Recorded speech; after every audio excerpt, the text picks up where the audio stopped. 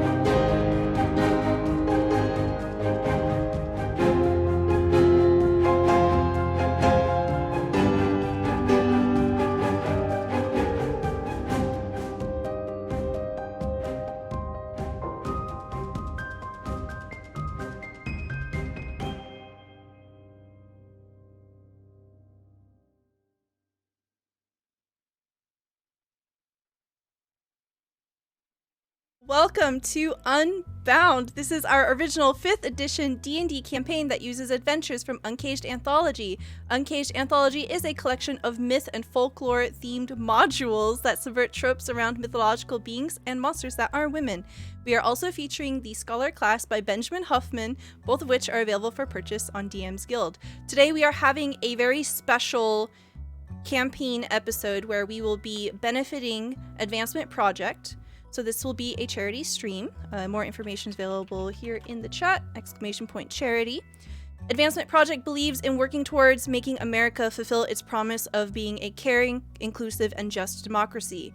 Their programs focus on tackling inequity with innovative strategies and strong community alliance by combining law, communications, policy, and technology to create workable solutions that will achieve systemic change on issues of racism, voting rights, and access to justice. For every $15 you donate today, you will incur a draw from the deck of many. Oh, that's upside down. Even more chaotic and spooky. You'll be able to change the entire story of what goes on today. Today's gonna be a really interesting episode. We are having a masquerade. Masquerade and a ball. It's gonna be great. We're gonna go ahead and jump right into it and reintroduce our characters, and we will start off with the Lady May. Oh, hi. I'm May, and I play Nell. She's a tiny halfling, not even 3 feet tall. She likes to eat magical things, one of which has made flowers grow in her hair.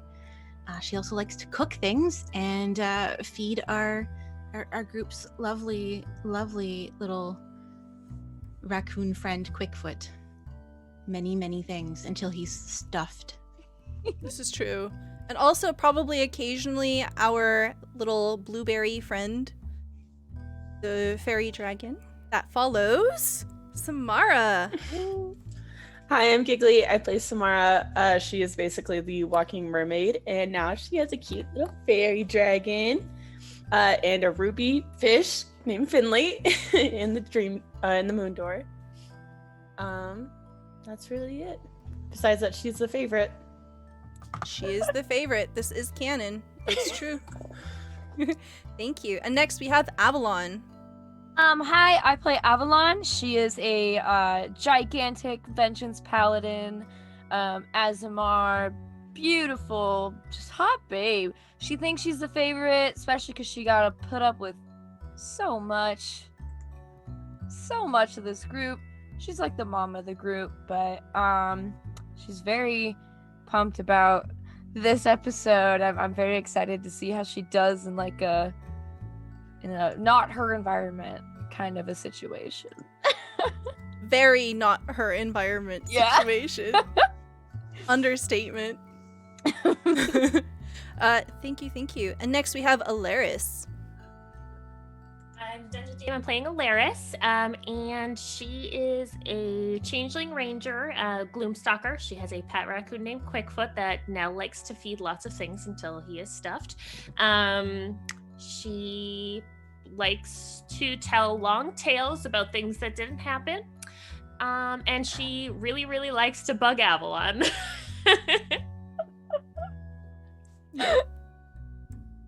Last but certainly not least, we have Adon.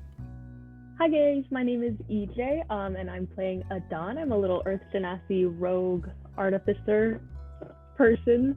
My whole goal in life is to learn everything about everything and basically stick by Avalon's side for as long as possible. Thank you. Oh yes. As long as possible, having a quick flashback to last episode where Adon was literally like being given a suggestion to go to the river Styx and talk to the god of death? Question mark? Thinking Yeah, face? BRB. Yeah. What was it you said? Side quest unlocked? Yeah. Yep. That's Yep. the one. All right, we're going to go ahead and jump right into it. You witnessed the rite of ascendancy, the passing of power from Ophion, the previous guardian of the forest, to their child, the Medusa named Petra. It was decided that a celebration would be held in her honor, and you, guardians, were invited to the Ascendancy Ball.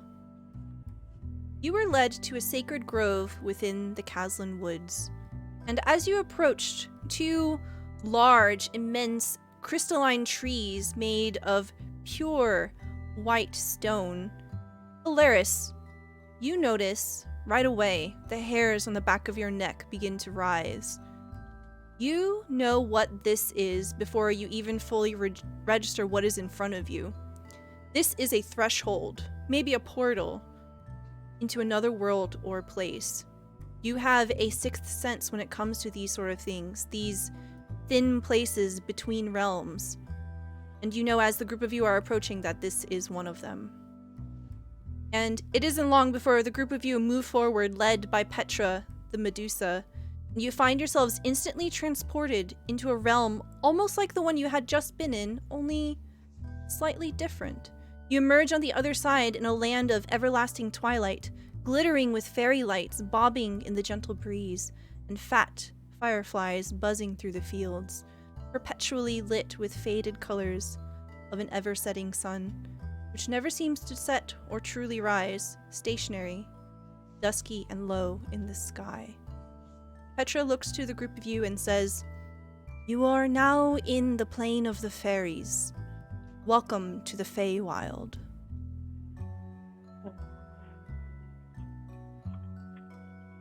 What you had once seen as trees around you now appear to be homes to a great variety of creatures. You see people moving back and forth that were not there moments ago when you were standing in Caslin Wood. Before you now, pacing in all directions, you see centaurs, unicorns, satyrs, fairy dragons, treants, nymphs, dryads, and many sprites, all bustling in preparation for the Ascendancy Ball. This is the unseen village of Marach. The tangible world is only one of many roots of a vast tree.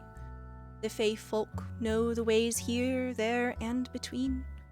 I can sense that perhaps one of you, and she looks to Alaris, knows something about this, the Dominion of Thresholds. I can say I've dabbled in the thresholds myself. I've dabbled in thresholds, you know? I'll dabble in your threshold. Mm-hmm. She smiles at you, and you can see that this is more or less like a literal village of creatures. You see that there are a number of workshops lining the street here that appears to be made out of little river stones. You can see that there is a large trunk that has been hollowed out and has a sign hanging from it, from vines, that says "Inn." And INN, inn. Yes. And you see a pixie slowly drifting towards you. She has wild blue hair and pink eyes, and as she hovers close, she gives Adon a big sniff. I sniff her back. So what you see is this tiny person, about 8 inches tall, just kind of hover near your cheek and just big sniff. Hi, is something wrong? Oh, nothing. Don't worry about it. And she kind of just flits around you and then approaches Petra. And Petra addresses the pixie. Please prepare our honored guests, provide them accommodations and whatever supplies they should desire. Have Thunder prepare vestments appropriate for the ball. She looks to the group of you. This is Celeste. She will be your guide. I must tend to other matters in the meantime. Thank you again so much for your assistance in defeating Murgis.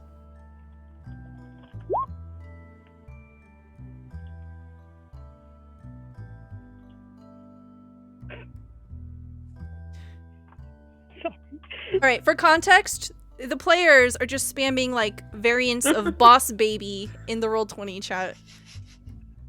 Yep. It's our job.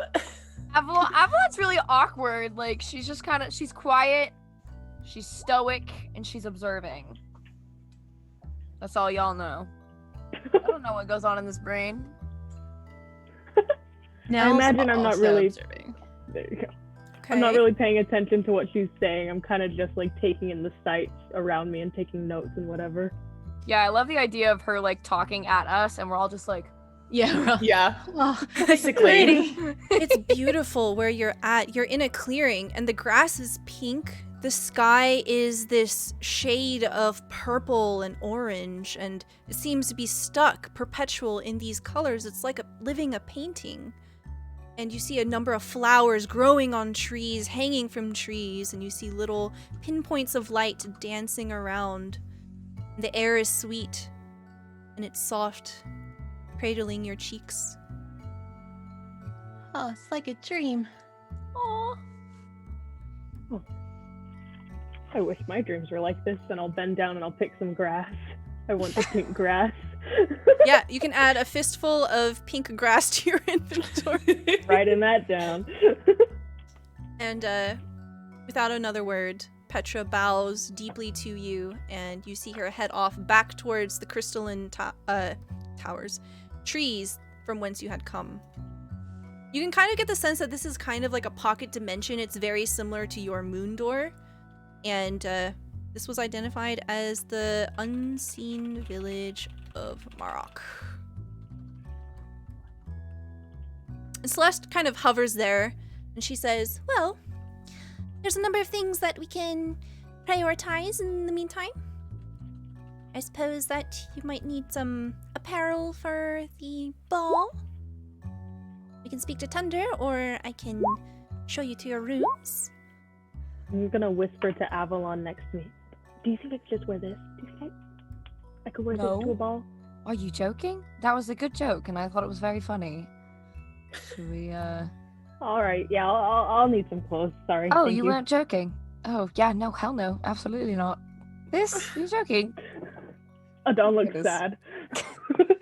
Oh. Yes, rooms would be, quite good. Right, gang? Right, everyone?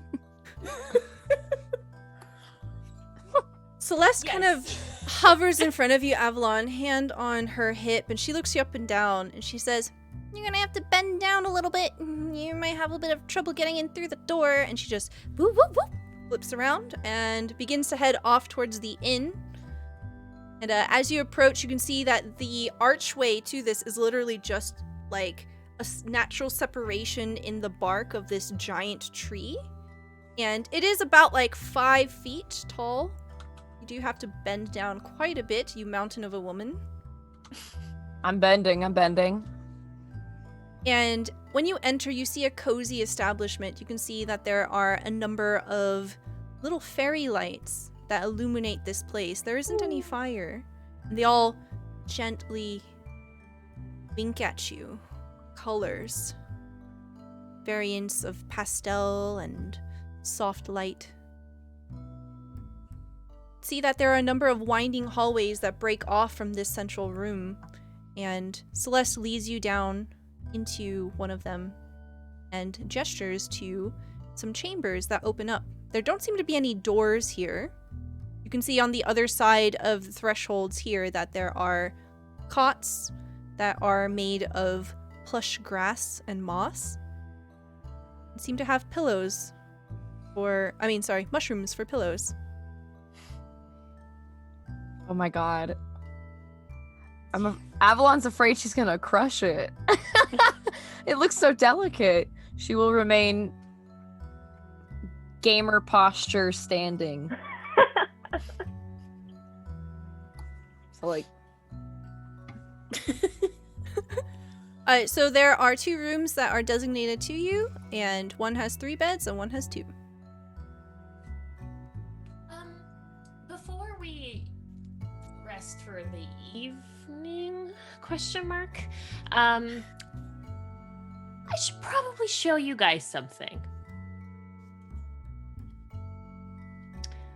And Alaris will kind of like usher everybody into one room together.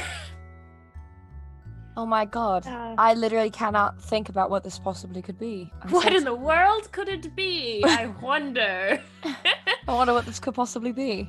What are you guys talking about? I don't. What is it?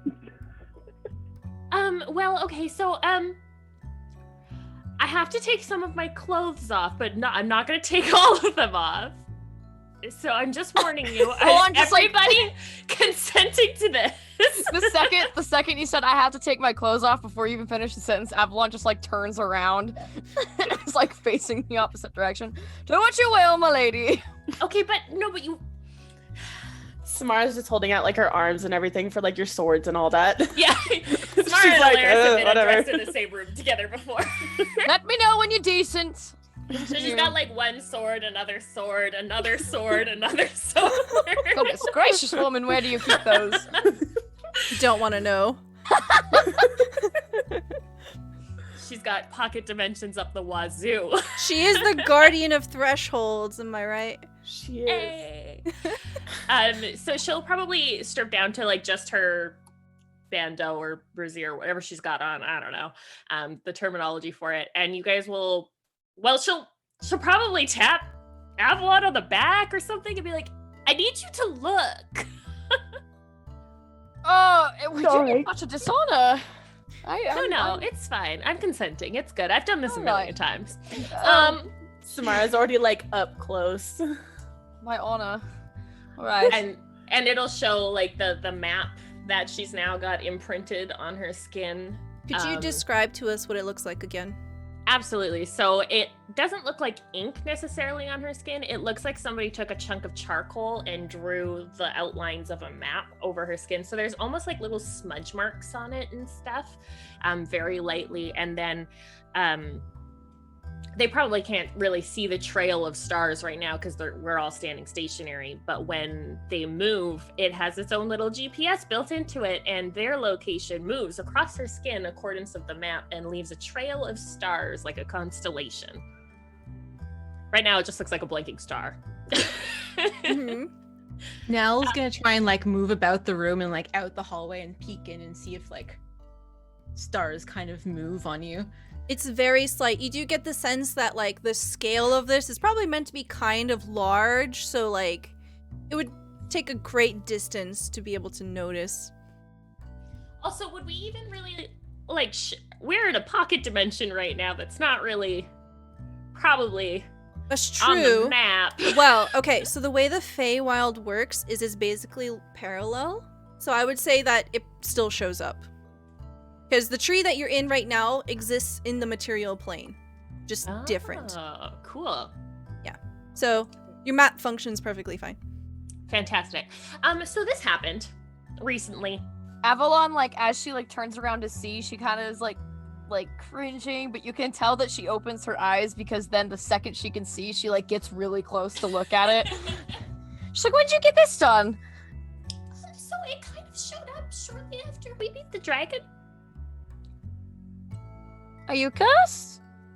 I don't think so. I remember asking. So I had this weird dream right after we killed the dragon. It was, I don't know. I felt like an out of body experience, and I feel like I actually talked to Hecate, but I'm not sure on that one. I feel like I've talked to her before in a dream, and that I'm still not sure that was her. Are you serious? But, yeah. Anyways, I asked for a map for the location of all the keys. And then this happened. Go do it, twirl. map. Turn. Show us. What is it? Everywhere? She's gonna T-pose and turn around.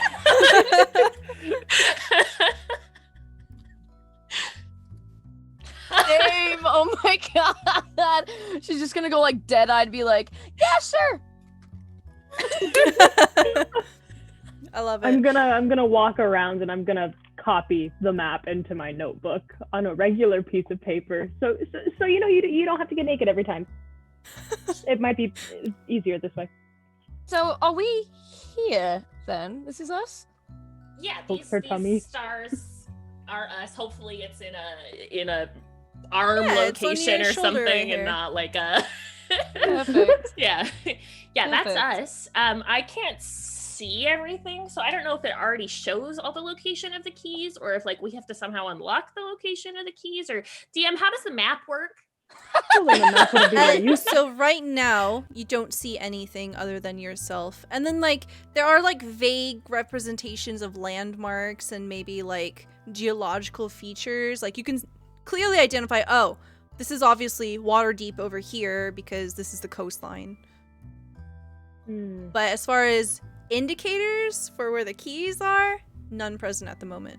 And she's like, no, I don't see anything.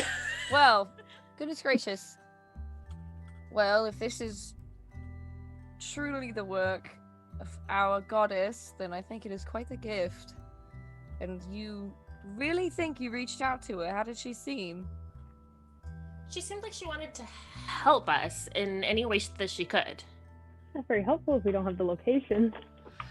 Well, I was hoping it would have the locations on it, but maybe I have to do something to show them? I don't know. I Maybe think it's she's so that... a little limited. She's not exactly in her area of expertise here.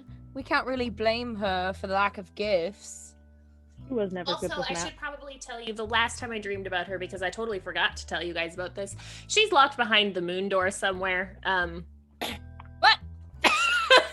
Well, that would And make that just slipped your mind? When would you not want to tell us that? Like, Well, why Avalon else goes would to we be like trying to get stand up. keys? Avalon like goes to stand up in like appallment, but like smacks her head on the ceiling of the inn. And is like, why would you not think to tell us that immediately? Well, I think a lot of things ended up happening after that dream, and it just never came up. You didn't even tell me. No, I honestly forgot. Well, why did you guys think we were getting the keys? If not to find. All Well, right. see, Tom gets it. All right. Well, I mean, we're trying to open this door. It's in the moon door. You know, we're trying to find her. I thought that was the logical next step. You know, all of us have the brilliant mind of you. Well, I Adela. just kind of assumed. Oh my goodness. Well, okay. Wow. Well, it feels Anyways, like we at this- least have some tools to I can work with this map. I accomplish. think I can make it work. My dear Nell, I think it works. are you familiar with the great goddess Hecate? Oh yeah. Nell turns as she was kind of poking one of the mushroom pillows. Oh yeah. Not probably as well as you. Probably not. Looking at all of my holy symbols of Hecate all over my body. Well, you're very much about to be. So either I can explain to you exactly why she fucking rocks now, or you can see for yourself. But that's who we are after and here for. So I think by Probably have a proxy- little information session. Yeah, by Yeah. proxy you technically are as well. Okay, yeah. So like as you're like explaining this, I imagine like we're just getting like this like montage of you like sitting down in front of Nell. You guys are kind of like hunkering together, like, you know, playbook style kind of like huddle, you know, all sports like, and we just see just Avalon just go like bam, and then just start explaining stuff. Samara's like sleeping, like lightly snoring during the whole thing. Avalon's loving it. She loves talking about Hecate. She's like, oh, she's passionate. She's getting every inch, every good detail.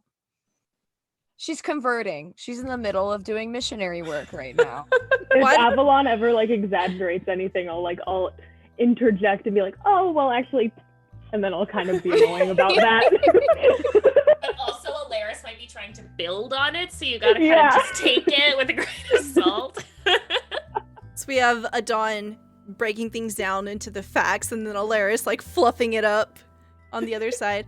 Avalon, why don't you give me a religion check and also a persuasion check? Okay. Let's do like a joint check here to see how well you talk up. How is my religion -1? Oh Bruh. my god. I'm a You're paladin. paladin. I'm a paladin. How did It's that fine. happen? Oh, is it intelligent? Okay, let's see. Is it intelligence? You just call Avalon All right, dumb. listen, it is an intelligence. You called her dumb. She didn't even hear you. That's an 18 religion, okay.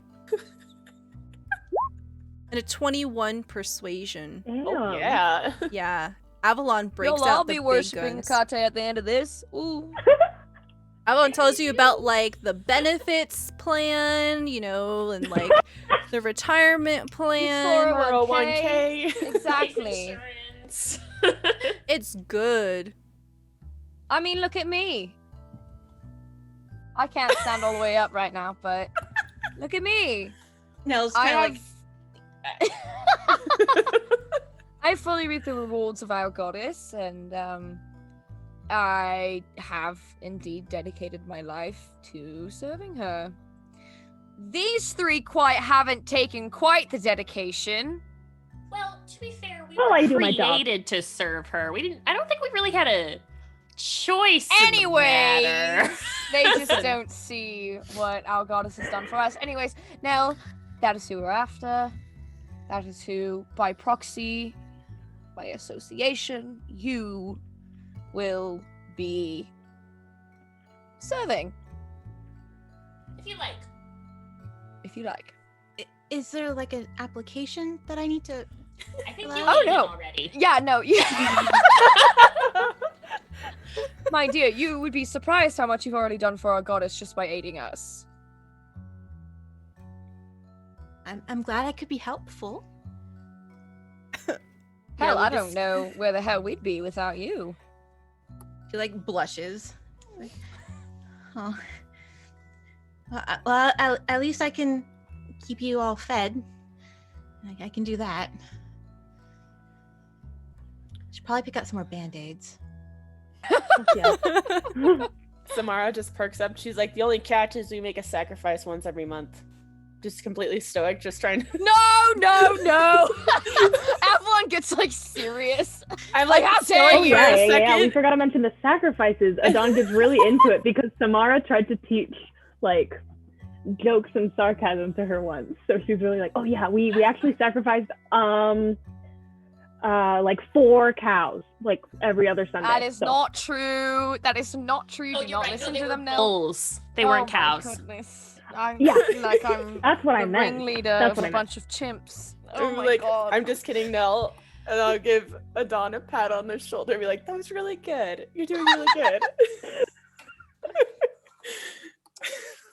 Avalon, tell me when to stop. Ah! Thank you, Epic Rickroll, for your donation. Wait, you Thank got Jen's you. last time. I did. Yeah. Now. Okay. Just Okay. sudden death. Okay. Okay. Avalon just We drops. sacrificed you this time. Am I bald? I don't know. Why don't you We'd go never for be able to math? tell. All I right. don't know. Why don't you take off the We're mask? gonna deal with that later. Deal with it later. Oh. So after your little session here, eventually another pixie approaches, and this one has long black hair and says, "My name is Thunder. I'm here to take your measurements." And a montage of building your costumes for the masquerade ball. So you are able to design literally whatever you want. And you also get a bejeweled animal mask, which will be worth 250 gold each. So that is the gem card from last session coming into play, which is 1,000 and then divided by 5. Yeah. So you get to choose an animal mask and design your outfit. And yeah, I'll let you chew on that for a little while. I'm chewing. Okay. So basically, Thunder takes your measurements, takes your recommendations, and your whatever details that you want to incorporate with your outfit, and then departs, and you are able to do whatever you like. It is going to be some time before the ball. You can tell that there are a number of people preparing for the ball. You can head back out of the portal and go back to the forest temple. You do know that it is currently in a state of repair. Fiona is currently there and helping put everything back together, as well as Petra. And then there are a group of able-bodied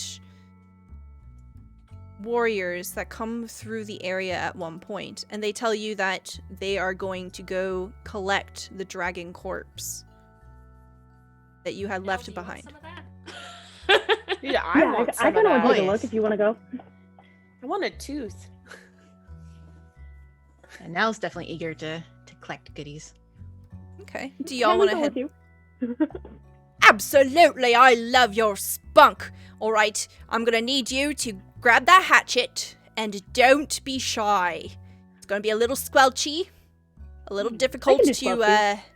hack away at the bone. You know, dragon bone. Oh, it is tough stuff, but a bit of moxie, you can cut through anything. Their bones are quite dense, actually, compared to like most of it. Okay. Yeah. And then I'll grab the hatchet and I'll follow. Okay. So does everybody want to go to the forest temple? Oh hell yeah! I want to squelch some dragons. I'll squelch some. I'll use these Squelch big some muscles for good. dragons. Community service. Okay. So the group of you head back to the forest temple. You pass by Fiona, who is currently moving some large rocks into place. Hello, everyone. I hope you're having a nice day.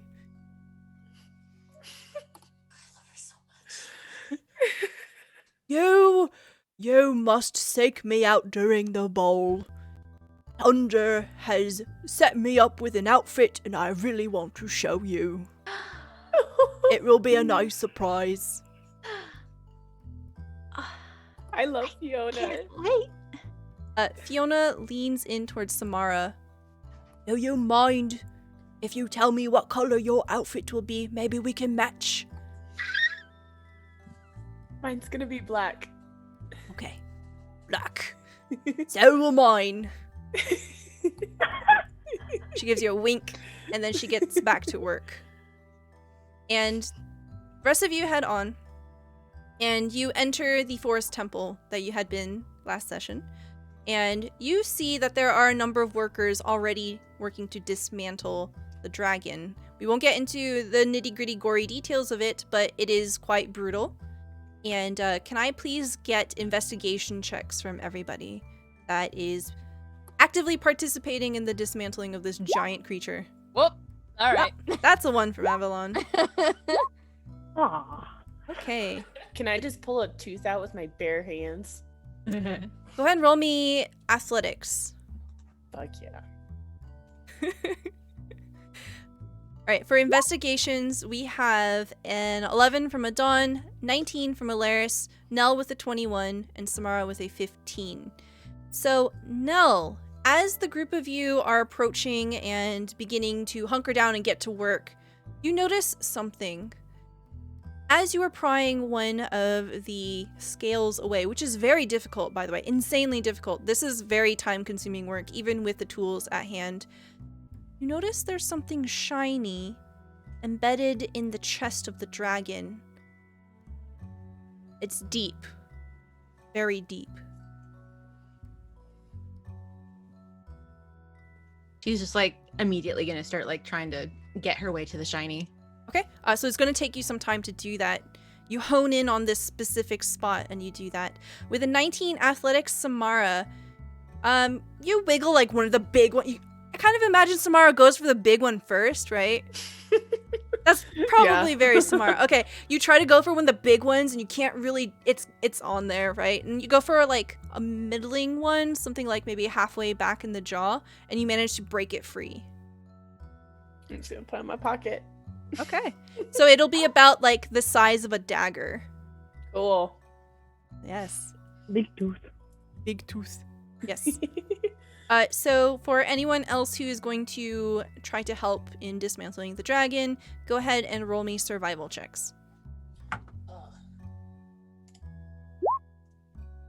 Oh my god. Oh my god. Okay. That's a nat 1 from Avalon. 2. Alaris with a 12, Samara with a 13, Adon with a 15, and Nell with a 7. All right. I'll use one of my little thingies. Okay. We'll use a blessing for Nell. That turns it into a 13. Okay, perfect. Avalon, why don't you describe to me why you're just not having a good time here? I think she's more focused on muscling it out. It's like this is almost like training for her. She's not here to harvest anything or make it pretty. She's definitely the brawn of this whole situation. She's not looking to harvest anything, so I think she's just like mindlessly like Hulk smashing it out. Okay, sounds good. It's not necessarily effective, but it is brutal. Yeah. As long as I look cool. You look so cool. You're also completely covered in dragon blood. Yeah, baby! That's hot. Yep. You kind of catch Samara stirring a little bit. Ooh! Ooh. Ooh! Oh, we love this. Not with my... I'm not gonna notice it with my passive wisdom of 11. Also, No. I have essentially horse blinders on my face. So Basically. Avalon does not know any better. So about an hour passes. You are all very tired from your work. Do you want to keep going? The foreman who had basically told you what's going on here goes, you know, it's all right if you want to, you know, take a little nap or head on away. We can get the next crew in if you like. Yeah, I think it might do us good if we all rested before our grand thing tonight, yes? Oh, Probably. the thing is tonight? Is it tonight? Yes, now it is. Oh, yeah. I gotta get this blood off. Yeah, I bathe. Yeah, I'll probably All do right. this nastiness. Sounds good. Well, thank you so much for your assistance. You are very, very, looking over at Avalon, very good at what you do. Thank you, good sir! Can I take a scale or two with me? Oh, yes, of course. Thank you. So you can I'll add write that 2 down. dragon scales to your inventory. Nell, you begin to wrap your fingers around something hard. You can tell that it is a foreign object. It is not natural to the dragon's chest area. And it is very difficult to budge. Go ahead and give me an athletics roll. 15. Even with a 15, you put everything you can into it. I imagine, like, we see Nell, like, put her foot up against it and she tries to, like, bodily pull it out. It is stuck. Do we notice this? It's up to you. Nell? She's probably, she's not hiding it. You're probably hearing lots of little grunts and maybe not full on curse words under her breath, but they're curse words for her. My goodness. Nell, my dear, what's going on? Are you all right? There's something stuck in his chest. I'm trying to. It's real shiny, and it's real in there. And she's like points, like it's. Right, I'll try my hand at it. Okay, go ahead and roll me athletics. Hiya! 20. Yes. All right, tell me what your technique is here to pry it free. I think it'd be very funny and very like Nell and Avalon for Nell to have been working really, really hard to pull it out, and all it took was just like Avalon just like yanks it out, no problem, and then just hands it right over to her. There you are. So Avalon plops down into your hand a dagger with a hilt of 2 twisting serpents. It looks identical to the one that Adon has.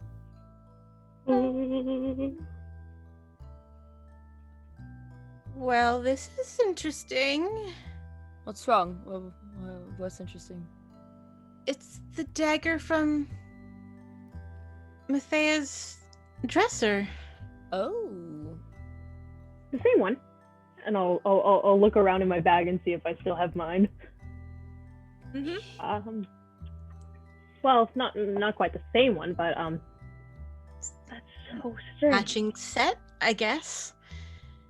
Well, this one had a bit tougher of a security system. Do you mind if I take a look at it for a minute or two? Or Yeah. 10 so I can cast this spell. Yeah. No. We'll freely you. give you the data. No problem. And Okay. I'm gonna use identify. Where's that? There it is. All right. Casting time is 1 minute. 1 minute, not 10. Gotcha. Okay. Yeah, so you cast Identify and you are able to divine that this is exactly the same as the other one. It is a +2 dagger. Okay, well, nothing really magical about it. Do you think you'd... Here, for self-defense. I can show you how to use it if you need it. Well, I guess if I... Or a kitchen knife with fun snakes on it. That's cool. It would add a little bit of flair to the day, wouldn't it? A little bit of fine china. Well, what would be stuck inside? Why would Bethea have the... Oh, this is... Very Why do odd. we... Alaris we- is not gonna say what she's thinking.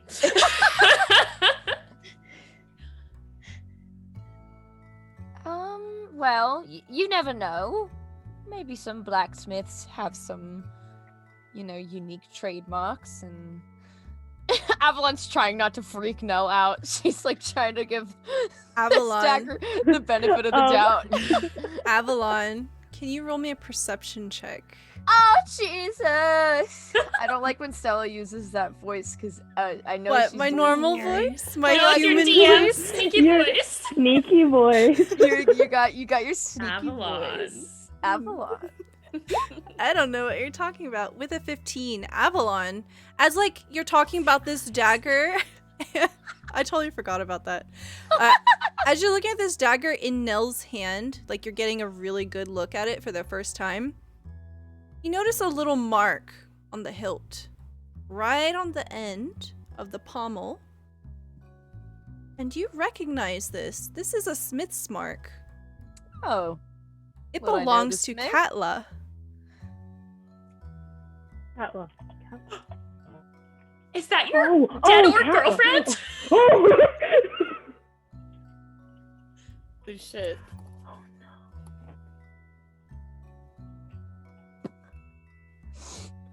Avalon just kind of like sits up, like stands up and looks at it really, really close. Adon, give me that other one. Oh, okay. Does this one have it too? Yes. What's wrong? What did you find? She's gonna give We them should both get talk back. about it. Give them both back. Internalize it. She's gotta process it and walk to her room, just without a word. I'm gonna like fervently examine the dagger, looking for what she saw, but I don't know Cadla's mark, so. You do see like a strange mark. It looks maybe like a rune, or maybe like some kind of signifier, maybe a signature. It's really hard to tell because you've never seen it before.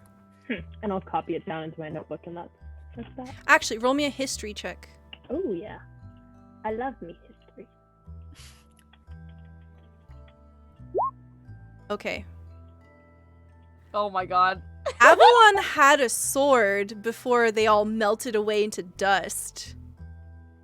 With a 23 history, you're like, huh, wait a second. I recognize this. You don't know what it is. You haven't asked what it is before, but there is a history here. Okay. I'll That just actually copy makes that so down. much sense. Yeah, for Adon to know, because she upgraded Avalon's old sword. She spent time making it a +1, so that just like Yeah. Can Stella!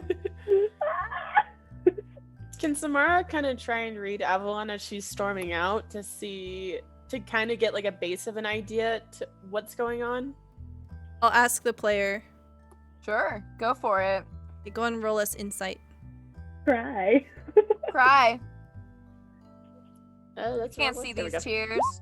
Okay, that's a 22. Oh, Jesus! she can see through your mask to the Right. tears. 100% through my... Yeah, she's definitely hurt. She's trying not to cry in front of her friends. That's for dang sure. So she's gonna go cry in her little fairy hotel room that she's too big to stand up in. It has no with, doors. with a little mushroom pillow, just like Having a bad day. As the group of you begin to exit from the temple, you notice someone familiar. You look off to the side and you see a dryad. They appear to be doing a number of things, preparing for this field in front of the forest temple. And they are putting up decorations. And you see them weaving their hands, and vines snap into place. Bark appears out of the ground, uprooting and beginning to scuttle around. Is her pyrotechnic dryad? Yes. Yes, I love her. It is Calypsa. She does not seem to notice you. She's very busy. She always is. She's very busy burning stuff. Yeah.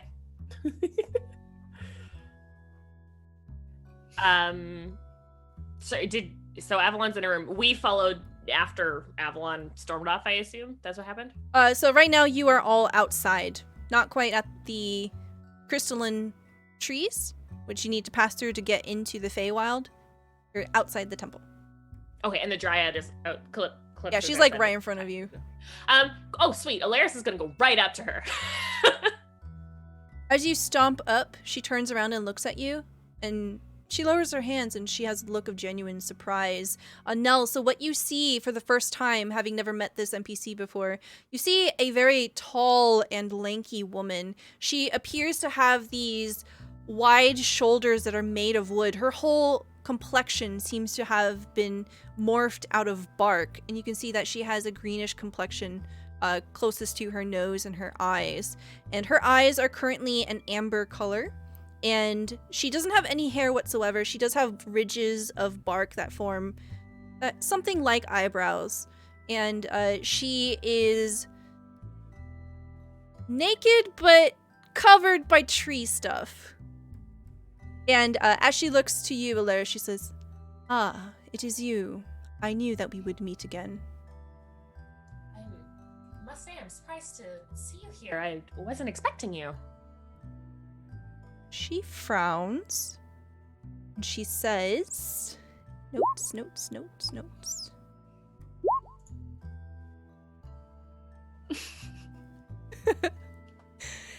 She says, "Yes, it is my duty to roam the lands."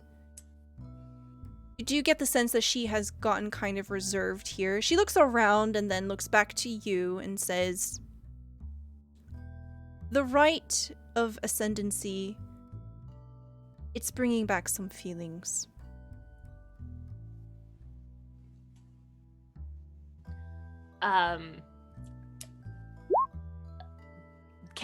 Do they seem like bad feelings or Go ahead and roll me insight. Jealousy feelings or like insight? There it is. I'm good with letters. Ooh, that is a nat 20. Wow. All right. That's on insight. You do get the sense that there is a tiny bit of jealousy. There's a lot of shame. There's a lot of remorse. There's a lot of guilt. And you can tell from like how hard she's working. Even in the brief moment that you had seen her before you literally just stomped up to her, you could tell that she was putting a lot of effort into doing this. She is picking over the details finely. And you get the sense of a little bit of heartbreak. Her tone wavers a little as she speaks to you.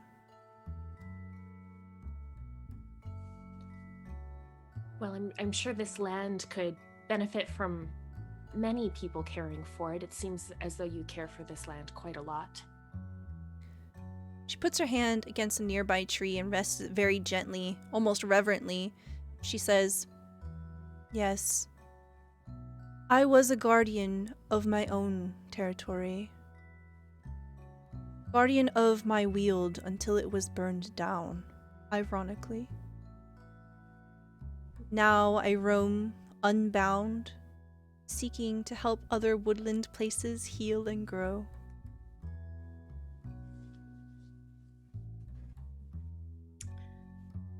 Gotta love throwing the title name into the game. That's hey? the move. That's the title. Hell yeah. Well, Calypsa, you seem like you're doing an amazing job helping grow the lands. Should you ever need reprieve somewhere, I know a land that would benefit from your touch as well. Wow, that sounds really awkward and I didn't mean it that way. No. I love it. Oh my Get God. some. Whew. Okay. She smiles at you softly and she says, "A guardian becomes one with their dominion, a union of responsibility and being. A sacred connection is made, one of great transcendent power. It is a practice of many names. I have seen unholy perversions of it, more or less of the same purpose, but here, for us, it ties us to this land, as you say. For others, their dominion might be less tangible. There was once a time where I was very familiar with my own right of ascendancy."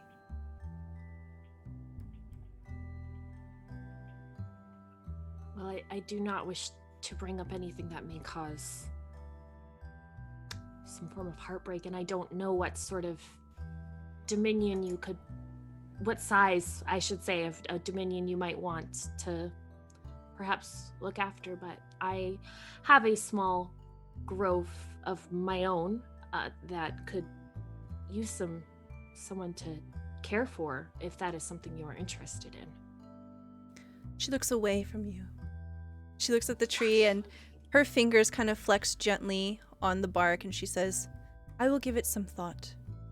I am currently without a home, and it would be nice to have a place where I belong.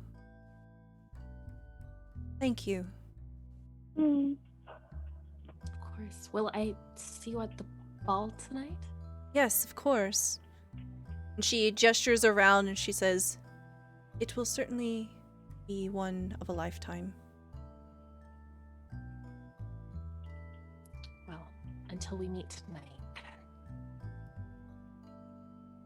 She gives you a nod and then she turns and continues working. Won't take her away from her work. She seems like a very busy woman. Gonna kiss at midnight. So the camera kind of pans back during this whole conversation as Alaris is speaking with the Dryad. Alaris, are you like, what kind of body language are we seeing here from a distance? I think it would have started out a little timid. Their last encounter had some weird emotions. And then she probably would have gotten a little bit more confident, maybe like her shoulders back a little bit, like she wouldn't. The idea of putting like an arm on the tree and like flexing a little, but she doesn't want to come off like demanding, but just like, I missed you. My little fire starter. Okay, group. Yeah, you're witnessing all of this from a distance, out of earshot. Two of you know who this dryad is.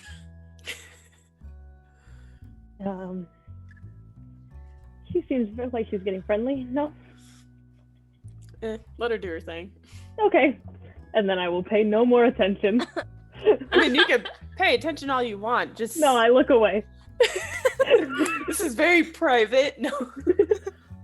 No, I look away. I do not want to see it. This is like her with the tattoos. Like, oh, hold on. If Avalon is still kind of hanging around, I'm gonna just give her a slight nudge. No. Then I'm just gonna go She's find ran Avalon. to the room. She's gone, bro. So I'm going to find you. Okay. Come Nell? Find me. Now I'll just be kind of like looking one way and then looking the other and just like.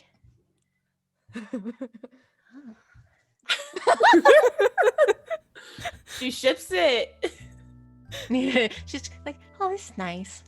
Oh, that's so cute. So I'll say, since Avalon has scooted, Avalon and Samara, you get to the Fairy Hotel first. I can't believe. Yep, that's what it's called now. Fairy Yeah. Hotel. So you guys have a moment to have a scene together. I'll just be like, listen, I know that you are not in a good spot right now. I don't know why. I don't have to know why. You don't need to talk to me. I just want to let you know that we're here for you if you need us. And then I'll leave. Into the room next door. Yeah. Or I'll just go meet up with everybody else again. Okay. Yeah, Avalon's not gonna say anything, but just kind of like take it and internalize it. Okay. So as the group of you approach the Fairy Hotel, you do see that there is a large table in the common room, and Celeste is there and drops down a bowl of luscious-looking fruit that is various shades of pink. Nella's very intrigued. Oh, yes, please help yourselves. This one tastes like banana. This one tastes like Banana? Banana. steak. What? A fruit that tastes like steak? Uh-huh. Can I have one of each? Yes, please help yourselves. Sit down, sit down. Nell will fish out in her bag like a little play setting and a plate, and she'll pick each one and kind of like arrange them on the plate. Excellent. Are we like out in like the lobby area? Yeah, it's like the main common room Okay. inside the tree hotel. You're currently the only occupants plus Celeste. I'm gonna. Okay. Celeste, can I ask a quick favor? I'll just see. I would just want to see if it's possible. Is there any way that I could get my mask a little bit early? I'd like to tinker with it a little bit before. Oh, yes, No problem, absolutely. thank you. In fact, I was about to say, if you are ready, Thunder is in the empty room that Avalon's not in, and can take you one at a time to help make sure there's any less measurements that need to be done and so forth. Thunder's ready. And would you like to go first? I'll look at the other. Is it okay if I go first? Can I go first? It's fine. You can go first. Thank you, and I'll hurry down the hall. Okay. As you enter the room, you see Thunder there with a variety of outfits, and produces yours. You see them lift up their hands, and a shimmering veil of light covers the doorway for some decency. And then Sims 4 style editing outfit, we see right, and Jump in then a circle, and then I'm dressed. yeah. So tell us what this looks like as you have your outfit on. it looks a lot like the clothes that I regularly wear. It's just I'm wearing some nicer formal shoes, not like heels. I'm wearing like men's like dress shoes and some trousers and a nice white button-up shirt with like the balloon sleeves. Think Howl from Howl's Moving Castle. Think that without the fancy cloak. And then do I get my mask as well? Yeah, and the materials that these clothes are made out of, they can be as obscure as you want. Like if you want it to be made out of like spider silk or moth wings, you can do that. Like very light. So like just like a kind of I don't know. I don't want to get sweaty in my shirt is the thing while I'm working in my workshop because it's going to be multiple uses. I don't get an outfit just to wear one time, you know. Mm-hmm. But yeah, so maybe like linen. Okay, or excellent. the equivalent. Yeah. Why don't you tell us about this mask? So I have like a metallic like bunny mask with like the big long ears, and right now they're like affixed to my goggles, so it's like my goggles with the rest of the mask attached, and I'm about to tinker with it and make it fun. Okay, yeah, absolutely. And you do so. Okay, cool. I'll take it into the other room, and then I'm gonna use an artificer infusion, and I'm gonna make it into a mind sharpener. Ooh. So that way, like, it's for constitution saving throws and whatever, but like I'll just be more aware, like the ears will like pivot and whatever. It'll just be cute, you know? Okay, awesome. I love it. All right. And then after Dawn finishes tinkering and trying out the outfit, we'll also assume that Tunder has prestidigitation and has wiped away all of the blood and stuff. So you are clean and fresh and smell like flowers. Unless you don't want to. And I'll smell like flowers. Tunder, you see Tunder like kind of peek over from behind the threshold of the door, points at Alaris, and then beckons you with a finger and disappears. All right, let's go get her done, I guess. All right. T-posing. What do you look like? T-pose. So her mask is a fox. It probably looks more colorings of like an Arctic fox, so like white.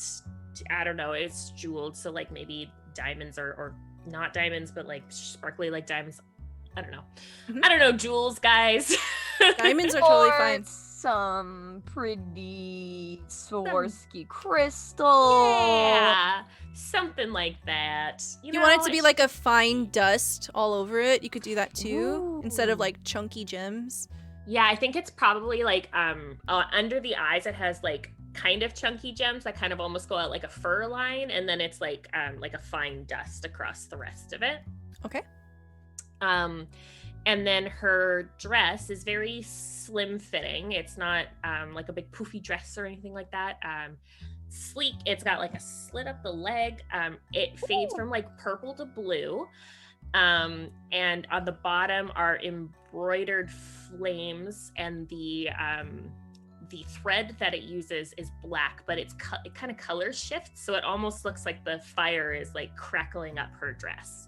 That's so cool. That's so cool. I love that. Excellent. So you step out. Everyone sees you. I strike a pose. A T-pose! No, I'm kidding. You're like, oh my god, look at my outfit. Yeah, and she like originally was gonna have sleeves on it, but then she got this brand new tattoo, so she's like, you know what? I'ma just rock it sleeveless. This looks cool. Good thing you told everyone about it before the dress. Yeah. 'Cause, yeah. That was some big braining there. And then next we have Tunder pointing Avalon. Beckon disappears. Okay, Avalon T-poses. I T-pose. So, it's not gonna necessarily be like a dress, but more of like embellishment to her armor pieces. I imagine it's like, from the waist down, it's more like kind of longer standards and kind of like armor pieces instead of like a full dress. She still has like the boots and the greaves and all that stuff on. And on top of her mask, it's almost like a a second mask that just kind of sits on top of the mask that's already there, and then a really like gossamer black with gold or black with like purple amethyst veil that kind of goes over and drapes over her mask and kind of adds sparkles and stuff. And then like one of those really cool like half cloak that like drapes over the one shoulder and then falls off the other side. And that one's like a deep royal purple with like a big, I don't know, like jeweled brooch that holds it up.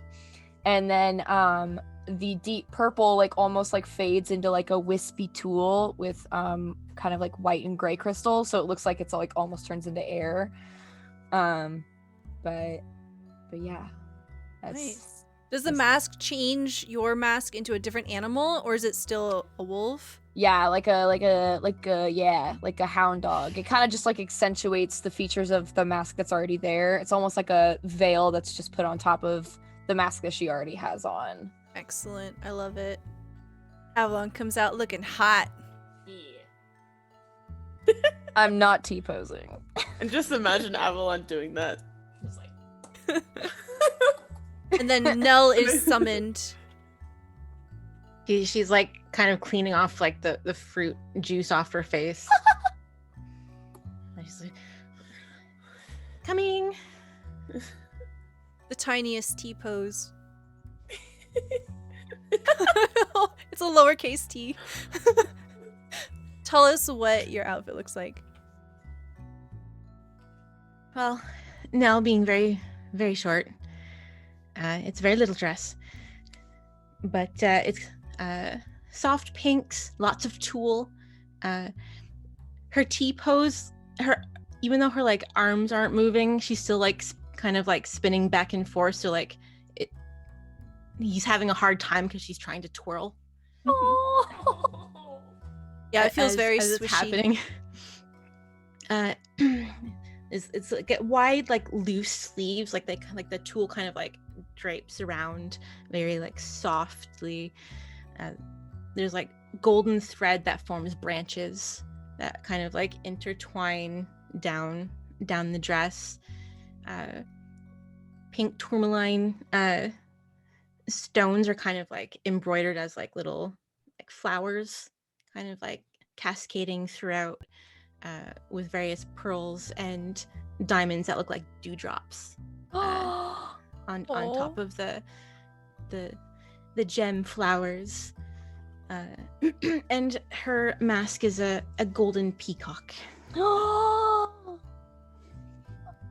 It's perfect. Oh god, I love it. Oh my gosh. Nell comes out looking like royalty. She's like kind of like skipping and like she can't stop twirling. I just imagine a little like golden and pink whirlwind just coming out. Samara's just like clapping while she's twirling. We can keep these, right? Like these are now ours.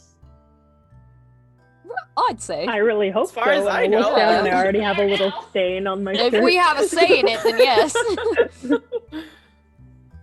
They're not magic. They're not gonna like disappear at I like better not. I'll freak midnight. out. I'll freak out. Just in case, and she like twirls faster. Oh. Samara.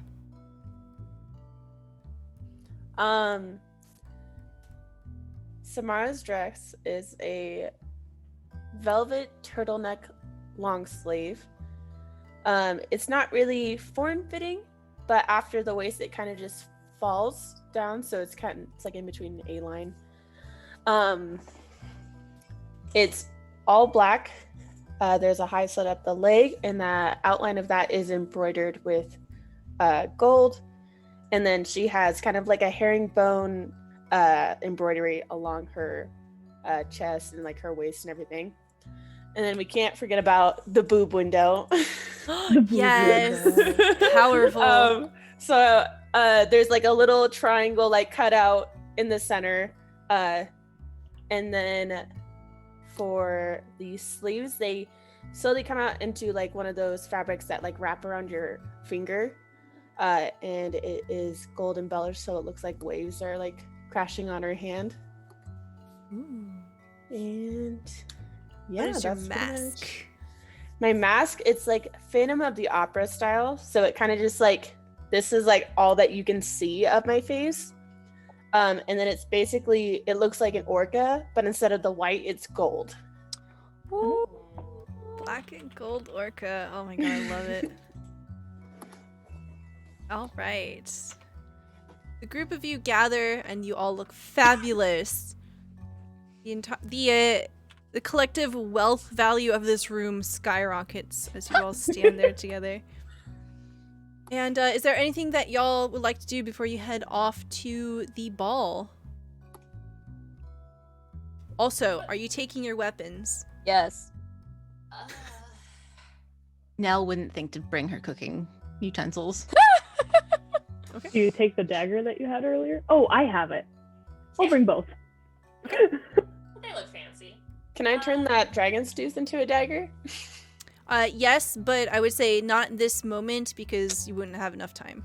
Unless you just want to literally use it the way it is. Probably, yeah. Might Okay. as well. Okay, I'll just like tuck it into a garter on my leg. sounds good.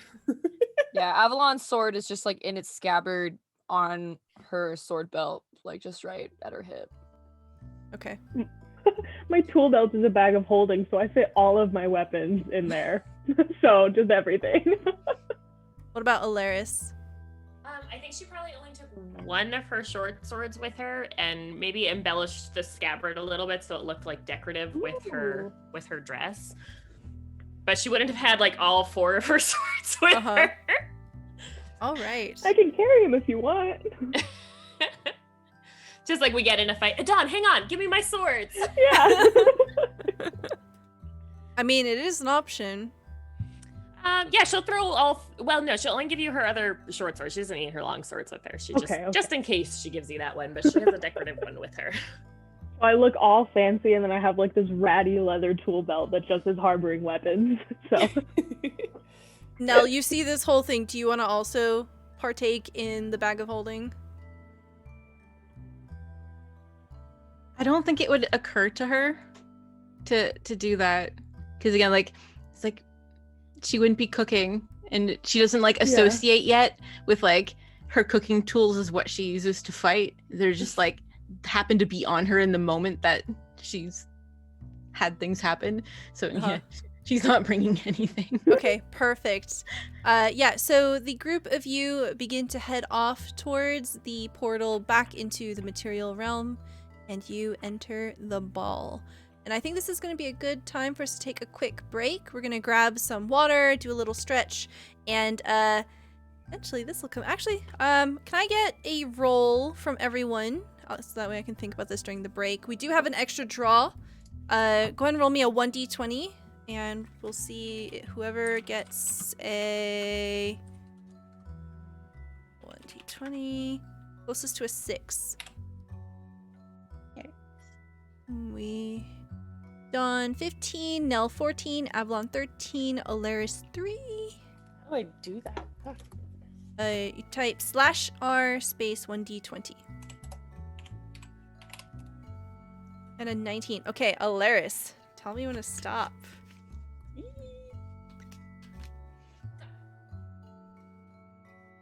Okay.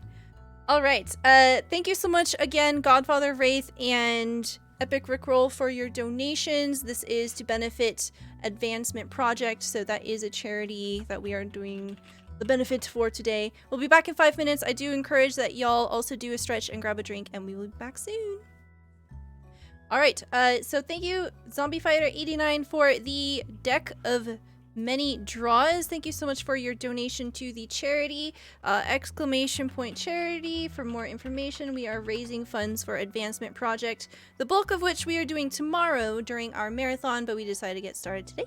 And we are gonna start off with a draw for Adon. Tell you when to stop. Oh, me? Oh, yeah. Okay. Stop. Okay. I thought it was for Samara for some reason. Oh shit. What do you mean, no shit? Don't say that. Oh. Oh. Okay.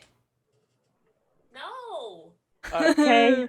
Hold on, I have to make Oh, some no. quick. Oh Please no! Oh don't no! kill Oh no! me. Hopefully, I draw something that could help. All right, Samara. Tell me when to stop. Oh god.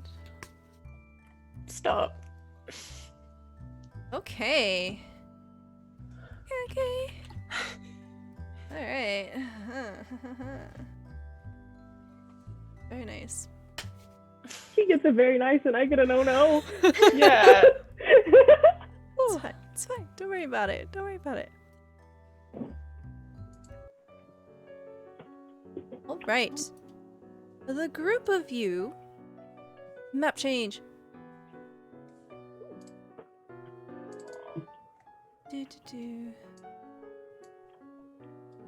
Group of you head back towards the forest temple, from which there is a clearing, and the dryad Calypsa had been preparing the ball.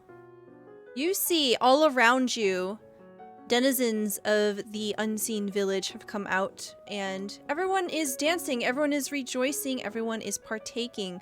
You see butterflies made of starlight flitting around, twinkling in the air, swirling all around you, all around the dancers. You see crystal fountains that reflect moonlight. You can hear them prettily tinkling. Music's a little too loud. And you see mushroom chairs strewn about, collected in clusters in the area. And you can see that there are tabletops made seemingly out of wood, attached to the tops of turtles that slowly roam around. You can see that on these turtle tabletops, there are a number of hors d'oeuvres and little snacks and treats to enjoy. And you can see that there are a number of drinks in what appear to be bubbles. Yeah. Fey magic. It just works. You can see that there are tapestries spun from silvery webs that hang all throughout the area that have caught glittering rainwater. You see garlands of wildflowers, and you see also a clear pool of water with giant lily pads. Among the people here, there are a few that particularly stand out. You can see Fiona is wearing a black tutu. You can see that she has a corsage attached to one of her wrists. It is a black rose, and you can see that her little tuft of hair has been combed back, and it has been braided with a number of black flowers. She's currently in conversation with someone that appears to be an Azamar. You can see that they are dressed in these stark red dress and cloak ensemble. You can see that their hair seems to be made out of white fire and sort of like whips around with their movements. It seems to defy gravity, and they have these piercing golden eyes. You see that they are holding a bow at their hip, and the bow is made out of starlight. At their heel is a hound that looks remarkably familiar. It looks very strikingly close to Rocket, your pocket dog from outer space. And also you see a couple of different things. There's a particular giant lily pad where a table has been set up. There is a tiny golden frog on it. There is a crowd around the table there. There's a buffet table off to the side where a centaur chef is currently laying out fresh food. There's a swarm of fairy dragons indulging themselves on what appears to be a stack of honeyed treats. Off to the other side of that is something that you could probably call a cuddle corner.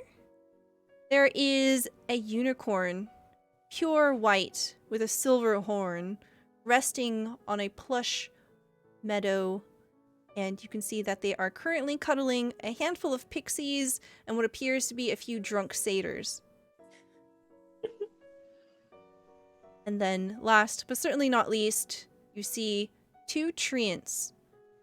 They are these large, tree-like, mobile creatures that have decorations in their bows. You can see the same garlands that decorate this ball, this celebration, are up in their boughs. They are slowly waltzing across the dance floor. It is a bit precarious, but they are moving slow enough that others can move out of the way easily. You all make your entrance together, and all eyes turn briefly towards you.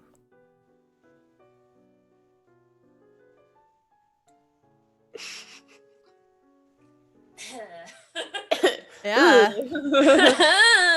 there's a lot going on here. Nell is zigzagging towards the food table. She doesn't know if she wants to go to the drinks or like the savory snacks or the sweets. Okay. Yeah, so there are a number of turtles that have tabletops on them. They have a bunch of little like finger foods. And then you have a main table for a buffet style off to the side that is being manned by a centaur. Haha.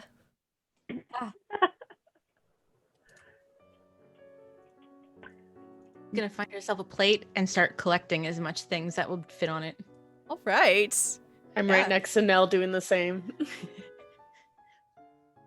see Samara and Nell head off, beginning to precariously pile food onto their plates. I'll grab a drink and then I'm gonna. Go ahead. I'm just gonna grab a drink and then I'm gonna go check out the golden frog. That's where I was gonna go. Okay, good. Okay. We see Adon and Alaris head off towards the Golden Frog, which is on a giant lily pad in the middle of a pond of water. And we'll start off with you. So the two of you approach, and you can tell very clearly, very easily as you get closer, that the tiny golden frog appears to be telling fortunes. There's a little line. You see that the frog is currently talking to a very large rabbit.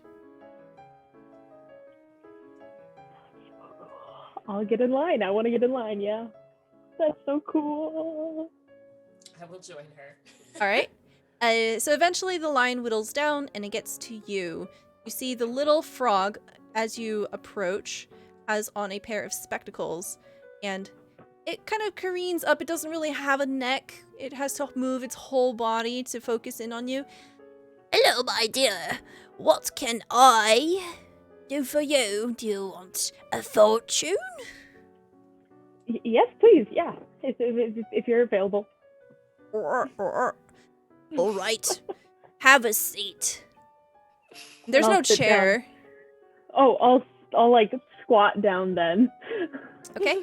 The little frog hops up onto the space of the table in front of you and says, "Give me your finger." You see these two little tiny webbed fingers just like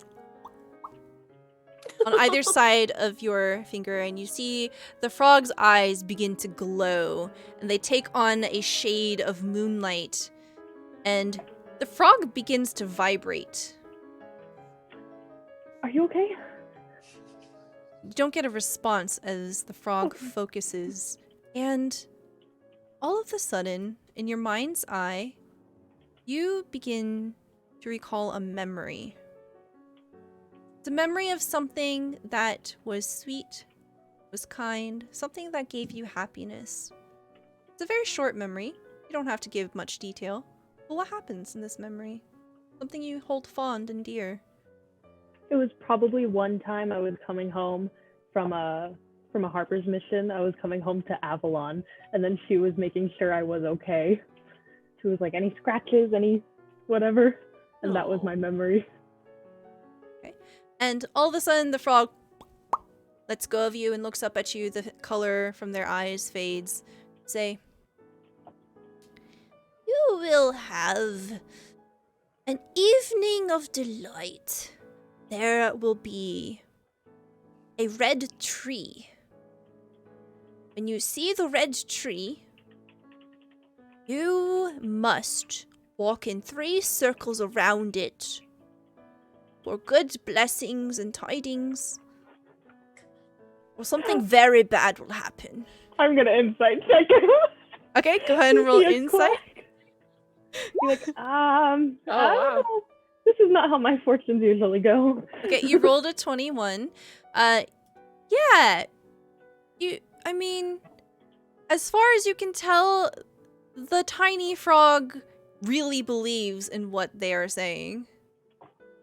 Okay. Whether it's full Okay. of shit, it's really hard to tell. Gotta is- do it. Well, just Gotta be do safe. it. Thank you. Of course, please. Enjoy the rest of the bowl. And I'll stand awkwardly to the side while Alaris gets her fortune. Okay. So the voice is very tiny. Alaris, would you have been looming close enough to hear this? No, she probably would have been like, because the frog's super little and stuff, she would have been probably like a foot or so back from Adon. Like, you know, that respectable distance from the bank teller to the Mhm. person behind them? Yeah, that distance. Okay. So Alaris sits down. Adon, are you going to be hovering close? Yeah, I'm not a respectable distance Okay. away. I'm there. Please hold out your finger. Then it just starts vibrating. The eyes start glowing. Tell me a sweet, fond memory of yours.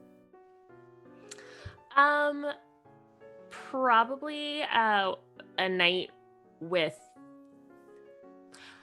Grot, probably way back in the day. Nothing like super scandalous or anything, but maybe like a nice meal they shared together. Quickfoot's there with them, you know, sharing some food and some stories together. Mm-hmm. And all of a sudden, the frog releases you, staggers back, and you see their eyes turn black for a moment, and then uncloud. The frog looks at you very deliberately. You are meeting someone tonight. Someone wreathed in fire.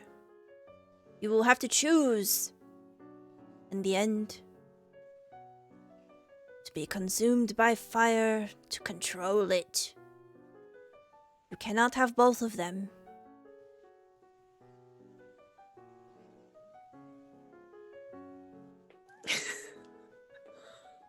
Oh. She'll just look like really confused and like stand up and walk away. I'm following very close behind her. What was that about? What do you think the fire is consuming? I thought you could like control it, or and I'll just keep rambling like that. Oh shit, I want one. I'd like to think that Samara just wandered over there and is just like eating her food as everybody's like getting their fortune done. You can hear me saying, "What do you mean getting consumed by fire?" So we'll say like the whole group basically emerges together, right as Adon says that. I want one. That one looked fun. Are you sure? Yeah. I don't know that you do want. That was confusing. Do I One. not? Adon, was yours that confusing? Oh, I just have to go to a tree. Well, if I run into a tree. I don't know. See, I want something fun like Maybe you that. guys should get in line. Pardon me. Also, little friend. I'll get in line too. Yeah. Do I happen to see like a red tree anywhere? You scout around, there are no red trees here Okay, currently. just making sure. Yeah. My dear lady, my small little friend, I would love a blessing such as that.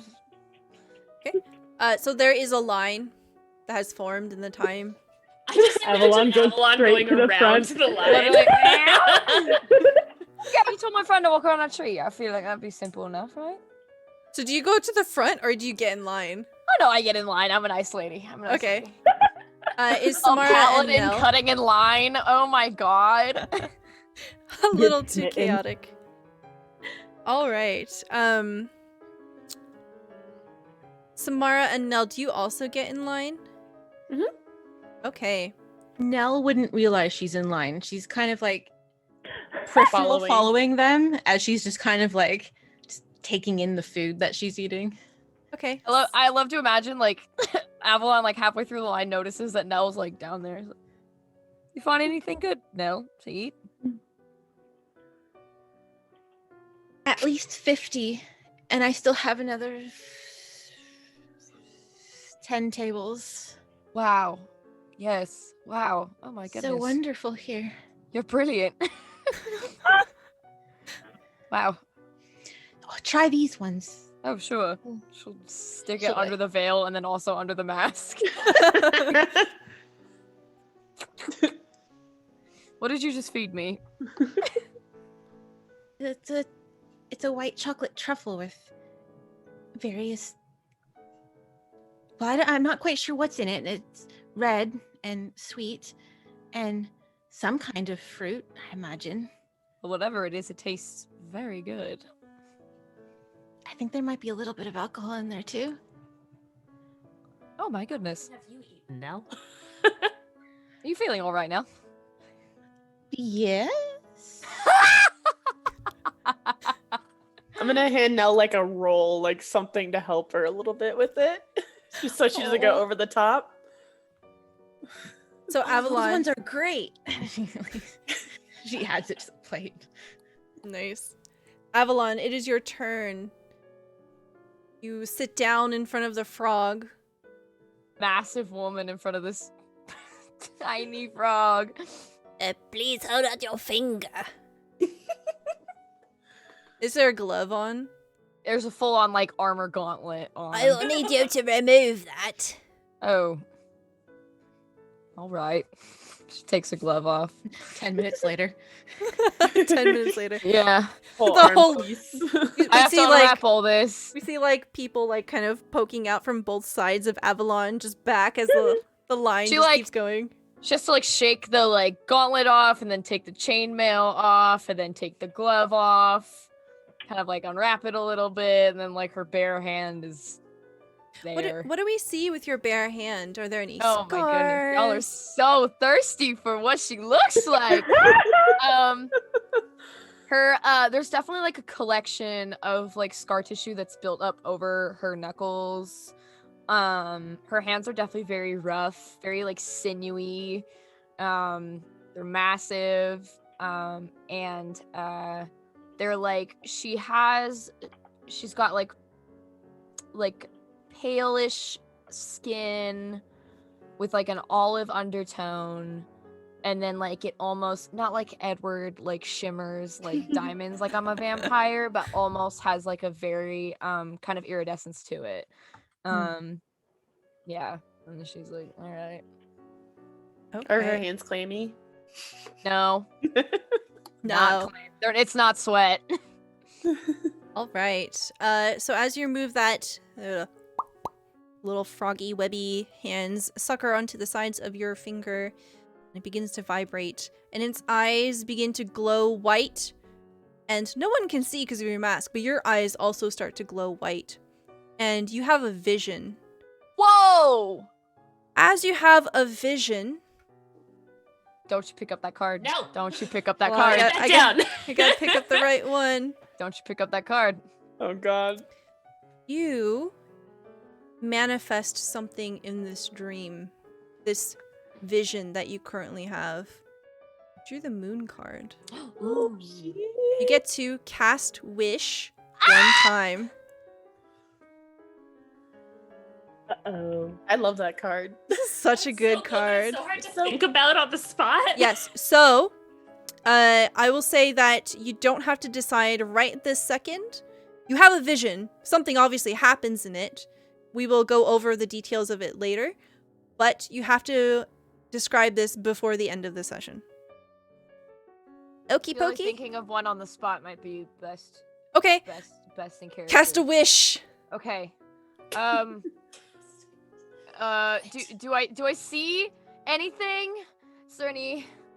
Do I get to see? This is your wish. Tell me what you see. What Oh! happens? I think I wish to see the next location of the very next key. Okay.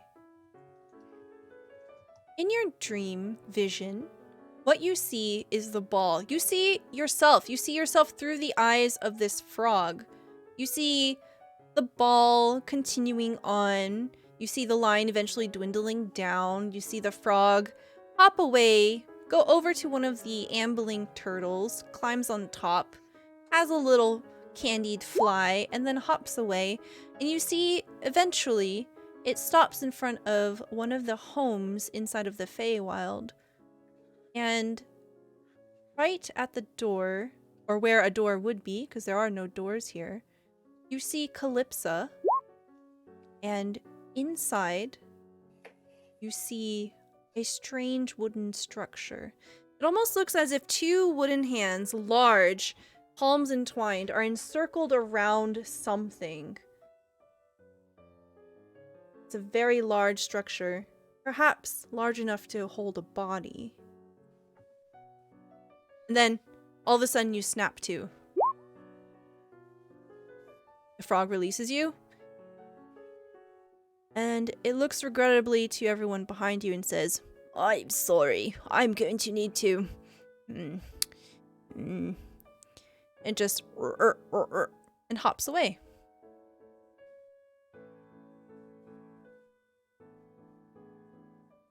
I think I broke the frog. Everything okay? You didn't even get a fortune. No, well, I sort of actually did. She's like putting her gauntlet all back on and like tying it up. I just set forth with the intention of finding our next key. And I saw through the eyes of that frog into some wood dryad, her chamber. Do you know if Alaris, you have that face? What are you making that face for? Well, I've only seen one wood dryad around here, and that was Calypsa. Who? Oh, you were there with us when we met her the first time. What was I not? Seems I have missed that. You all make friends so frequently. It was when you were kidnapped. Oh, right. Yeah. Well, yeah. Anyways, yes, so, I saw through the eyes of that frog, and for a moment I was worried. I was like, are we gonna have to eat a frog? No, we will not. Instead, I think we must break and enter into someone's quarters, because that friend of yours might, be in possession of said key. Well, she was in possession of the fire key. She might be in possession of another key. So, Is she our key dealer now? ooh. I suppose if she had the first one, wouldn't be surprised if she might have the second one. I'm sorry, Samara and Nell, you will not get, maybe later, once that frog goes and takes a nap. You might get your fortunes later, but... What frog? Okay. Well, onward, Nell. You still have things to eat, and honestly, that truffle was quite delicious. I'm going to follow you. Lead on. You see the line of disappointed Fey folk also begins to disperse, and your options are the dance floor, a buffet table, a cuddle corner, and Fiona.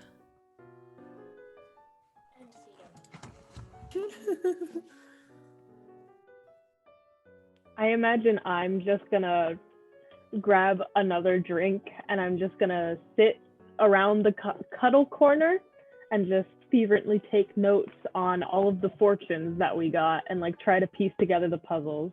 I'm gonna do it distractedly. I'm gonna keep ordering drinks. So yeah, I'm just chilling. Okay. As you are doing that, the unicorn kind of looms close to you and gently nudges your shoulder with its snout. Do horses have snouts? Muzzle? Muzzle?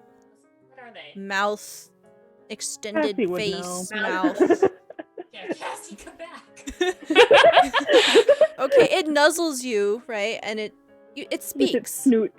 With its snoot. Perfect. Perfect anatomy, yes. What are you recording? One second. I'm sorry, I've never met a unicorn before. I don't mean to be rude. Do you all speak common? Not all of us, but I am highly educated. Oh. That's actually that's quite perfect. Would you happen to know of any red trees in the Feywild? I know that's pretty broad, but I haven't seen one, and I'm looking for one. Dawn, is your handwriting scribbles or is it like Awful. very neat? Oh, Awful. you see, like the unicorn turns its head to focus its eyeball on the script and says, "What language is this? I don't recognize it." Oh, sorry. It's a shorthand of my own. I just write really fast, so it gets a little bit messy sometimes. This is basically just talking about. I got my fortune told, and I don't really understand it. So that's what this is talking about. And then I'll retell him verbatim the fortune that I got. You see, he cultishly like whips his hair away from his face, and he. Oh, don't pay any mind to Gargamel. He is quite eccentric. Hit or miss, one might say. I kind of got that vibe as well. There are many trees in the Feywild. It would be impossible to tell you or divine to you where you should start. That makes sense. Thank you for trying, though. It is of no problem. And then at this point, I imagine I've ordered enough drinks. I'm feeling a little tipsy, and I'll lay down on the horse. It's like taking a nap in a summer field. You know that kind of warm glow of sunlight down on you and just makes you want to catnap? That's what leaning against the unicorn feels like. I love it. And the unicorn smells like cinnamon. I never really sleep, but I knock out like instantaneously. Yes, cuddles. All right, where's everybody else? I'm gonna look to Alaris and be like, shots? Shots! Shots! Let's go! Two of you head off towards the buffet table where there is a centaur chef laying out fresh food. There is a swarm of fairy dragons indulging themselves with a stack of honeyed treats. And there also seems to be some kind of honey syrupy shot. Well, that's gonna lead to hangover later. I'm gonna take 3 back to back. Okay, roll me a constitution saving throw. Yee-haw, brother! Yeah. Let's fucking go! Okay, that's a 6. Uh-oh. Can I use a Blessing? Blessing Yeah. for your Use your shots? blessing on your shot. Do Why it. not? All right, go ahead and roll again for me. Oh, Got a 9. That's fine. Nice. I don't Okay. care. All right, Alaris. party. We're having a good time. Alaris is not going to be shown up by Samara, and she is also going to take 3 shots back to back. Of course she is. Go ahead and roll me constitution saving throw, please. I love to imagine that We're the like fat Nell boys. and Avalon are like 20 feet away, like watching them like get absolutely shit-faced, just like eating food. We're like frat boys right now. Yeah. Alaris also rolled a 9. Y'all, the two of you are like definitely on equal footing right now. Love that. How am I? Are we drunk or are we like tipsy or what's going on here? So you're drunk, but not like wasted. Sick. Yeah.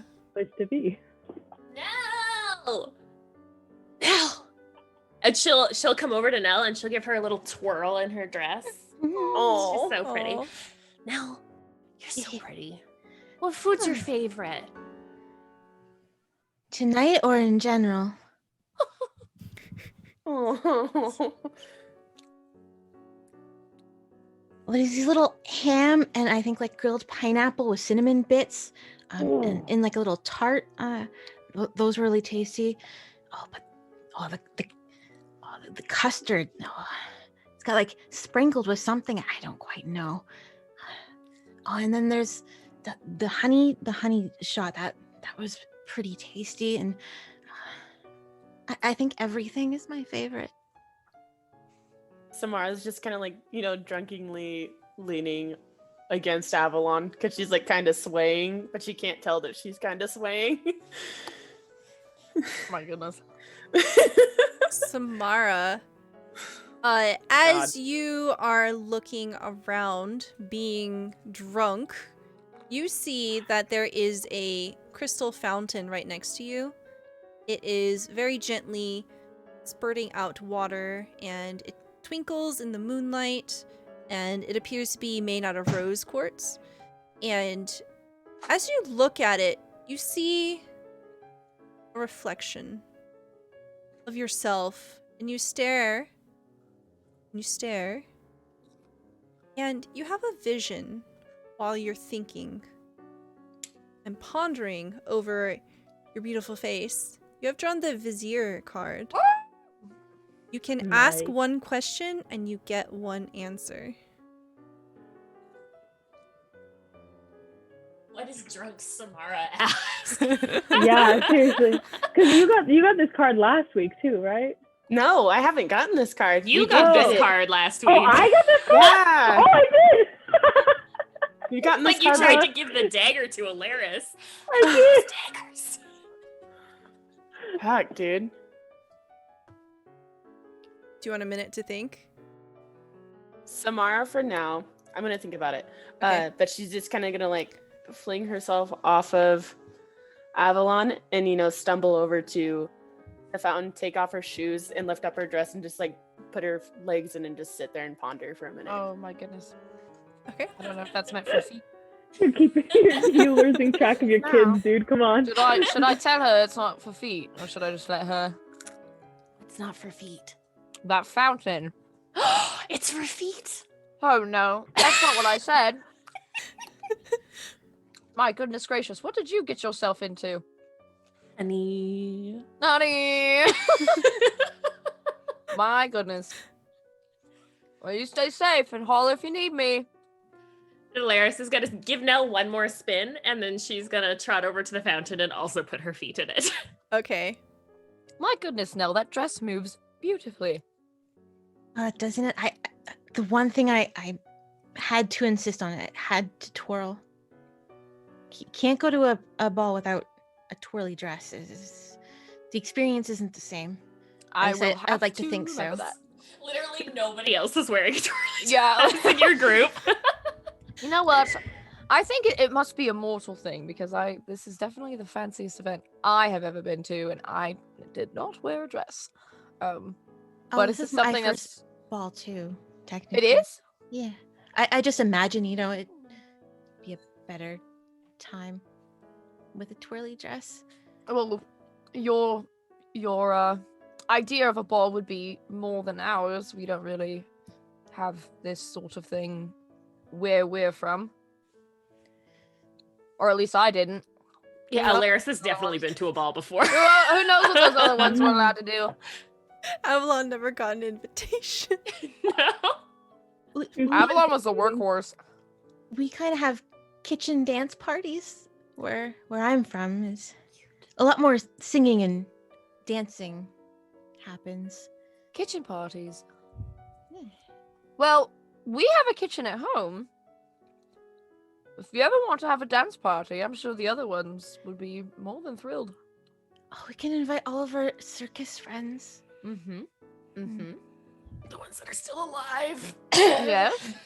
As Maybe- y'all maybe are... we can get the centaur to cater. Ooh. I'm sure we could find some way to communicate with the Feywild. If not, a Dawn, I'm sure we'll figure something out. Have to get the recipes at least. The ingredients might be a little hard to source. Right. As the group of you are talking, you see the two treants that are waltzing. Like, their legs just kind of, like, tower over you, and they dance over you and around you. It's very slow. You can just literally, like, sidestep. A Dawn. As... Don't make that face, my love. It's gonna be okay. As the treants like move out of the way, you kind of like shift a little bit, and your attention kind of goes off to the far side of the ball area, and you see Fiona has a little cake in her hand, and she shoves it into her face, and her hand is completely covered in a red substance. and she wipes it on a nearby tree. And she begins to walk away. I don't know if anybody's paying attention, but there is a visible panic in my face, and then I'm just gonna I have to be right back. Just 1 second, I will be right back. And then I'll walk right up to the tree and just spin around like 3 times, I think is what he said. Oh my god. What did she get into? Are there drugs in this food? What is happening?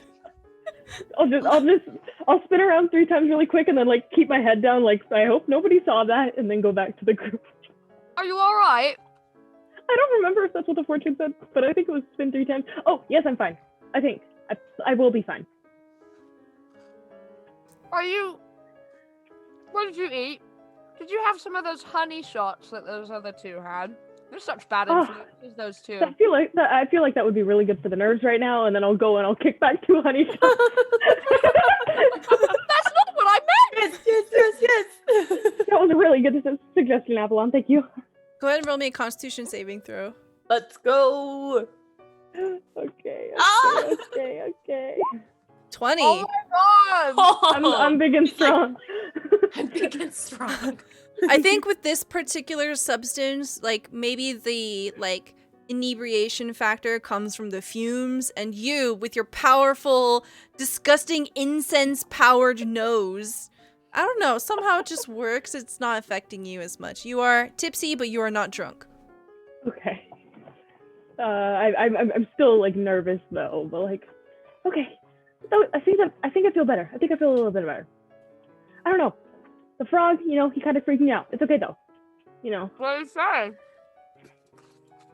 See,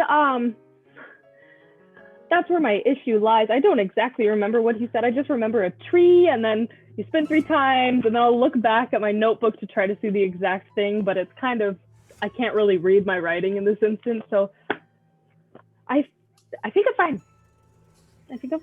You look fine. Dealings with the future, they're really hit or miss, I think I'm fine. Should I keep my eye out? Are you being hunted? What's going on? Is it a twist of fate? Well, it seems like you did what you were meant to do, right? Yes. I mean, the world's not on fire. At least the Feywild isn't. Fire? Where? Oh no, nothing hilarious. So Continue scrubbing your feet or whatever. Oh, she's just resting them. So,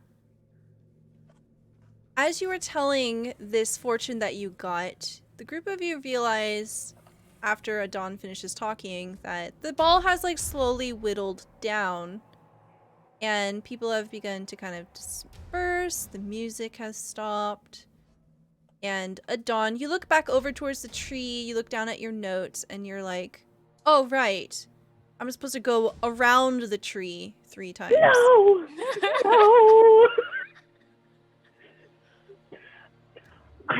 I just remembered something. I have to be right back. I'll be right back.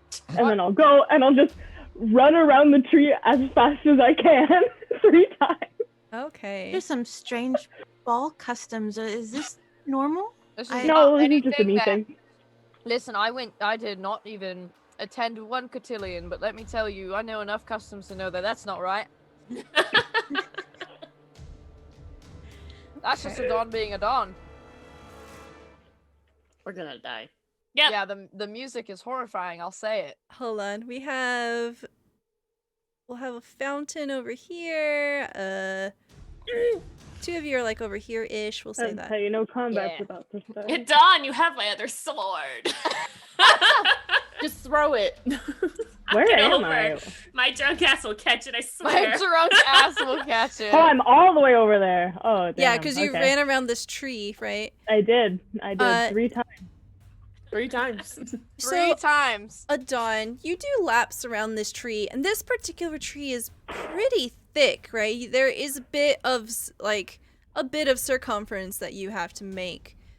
And as you're finishing the 3rd lap, you look out beyond the tree line, and you see a pair of eyes in the darkness. They are red. They are very familiar. You remember. They're the shades.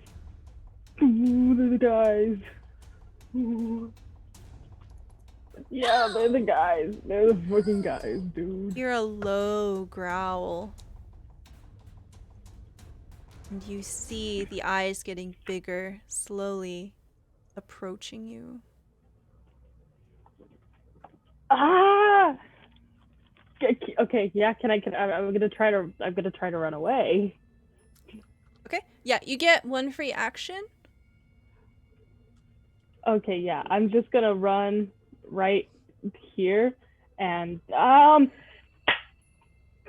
weapons out now, please. Oh, And yeah.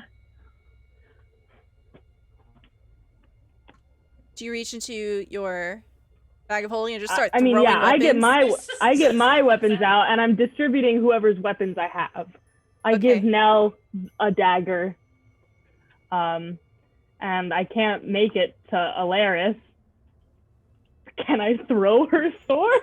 Please don't. Alaris, as like your attention is drawn over towards Adon and you see that there's something in the brush line and is approaching very quickly, very aggressively, you stand up from the fountain and you realize your hand is closed around something. You drew the key card. Oh, Ooh. Ooh. good timing. Good freaking timing, dude. A rare or rarer magic weapon appears in your hand. Well, it can be a +2 weapon or a +1 armor. It's up to you. I think it's gonna be a +2 weapon. Okay. Ooh. All right. And as Alaris stands up, Samara, you have this question ringing in your mind as your attention is drawn towards whatever commotion is going on over there.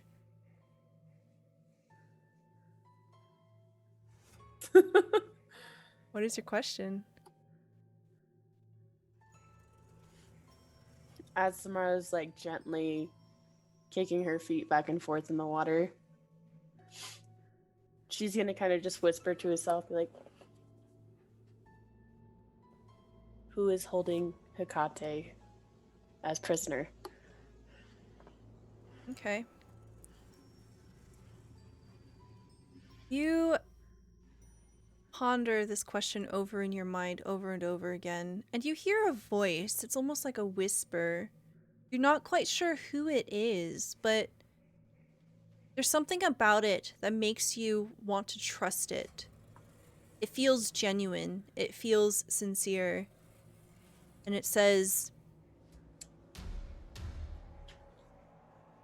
"The goddess of discord is working against you. Her minions lurk close and far. Raxia is your enemy." And with that, she's just gonna kind of like nod and then quickly twirl and get up out of the water, ready to fight. Okay.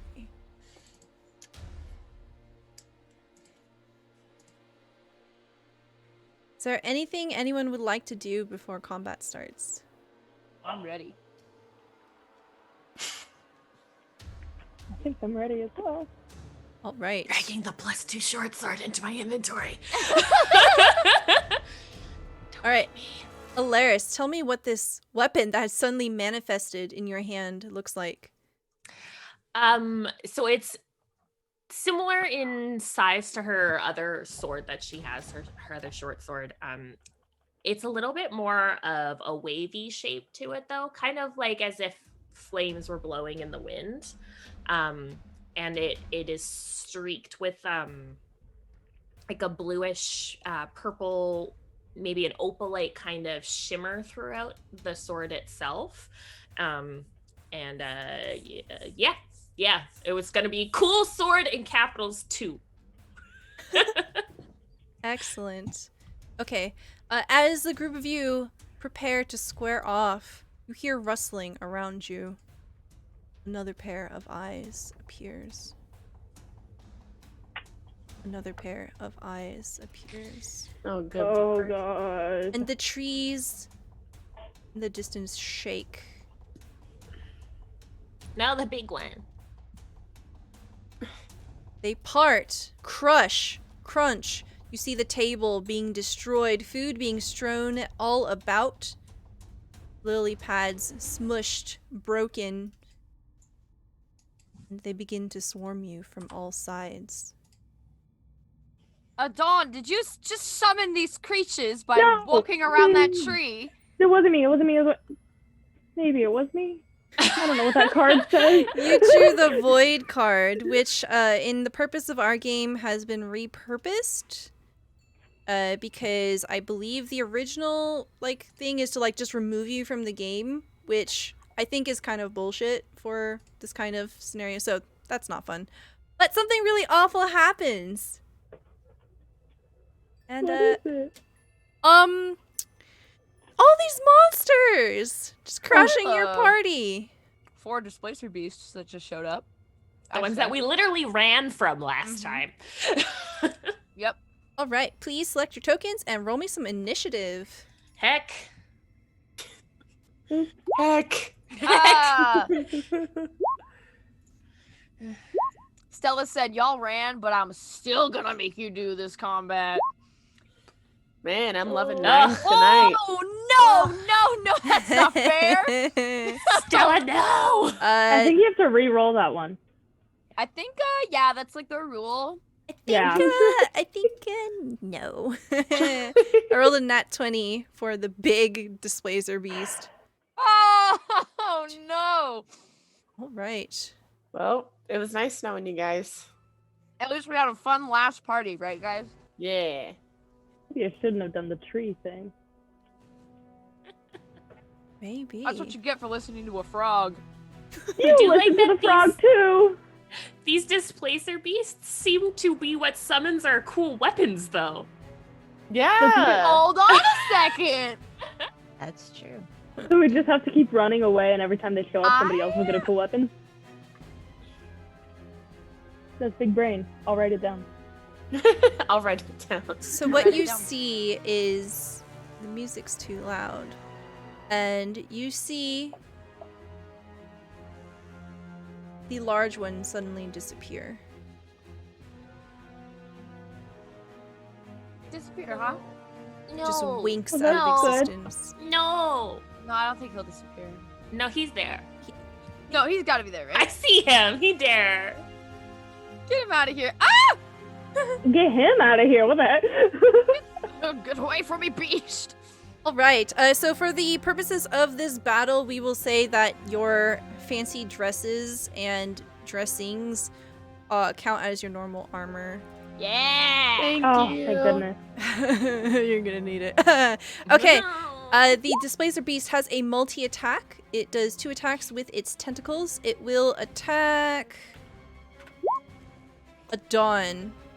Yeah. 1 tentacle, 8, 2, and not 1. Oh, get fricted.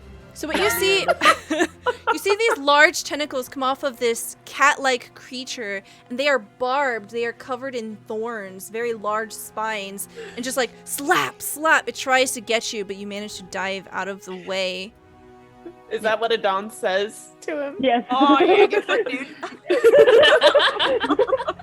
Dawn's still all hyped up on adrenaline from running around the tree, so she has very quick reactions, and she's like, "Oh, get fricted." This one with yellow eyes will attack. Oops, there's only 2 of you there. Ilaris, 1 tentacle, 10, 2 tentacle, 21. 21 hits. Okay, it does 7 damage. This tentacle latches on and it tears at your beautiful clothes in a not awkward spot. And it hisses at you. The bottom of your pants. 5, I'm not wearing 10, pants. I know. 20, I'm wearing a 25, dress. 30. I'm wearing a dress. Alright, this one comes up. You can get the classic Padme midriff slice. Yeah, show off your episode 2. abs. Yo, that's hot. That new Show off tattoo. my tattoo. So this one with orange eyes comes up from behind and attempts to smack Avalon. Oh! 13, 18. Is it 18 hit? Yeah. My armor class is 10. What? How? That's you have a not plus right. 2 to your That's AC, incorrect. That does That's not not right. Yeah. feel right. What did you do to your own armor class? What did I do to my sheet? What did you take off? It's okay. I'm pretty sure 13 doesn't hit you. Okay. So you do Yeah. take 8, 9, 10, 11 damage, 8 bludgeoning, 3 piercing. And it is now Adon's turn. Okay, I am going to. Okay, so I still get. Use your brain. Okay, so I'm gonna cast Sanctuary on Avalon. Yeah, I'll do that. So I'll cast Sanctuary on Avalon, and then I'm gonna hit the red guy. So I'm gonna throw a little dust cloud on her, so she's a little bit more obscured, and then I'm gonna hit him. Alright, sounds good. Okay, 25.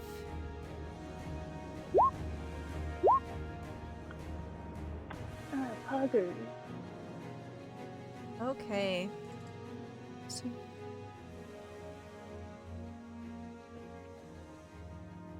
Alright, so go ahead and roll me another attack. Okay, I will do that.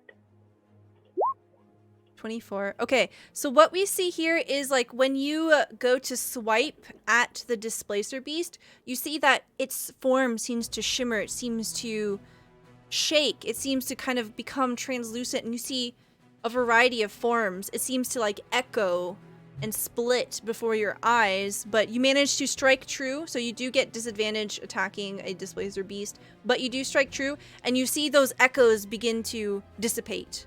And you see the true form, you manage to land that blow, and you do 12 damage to it.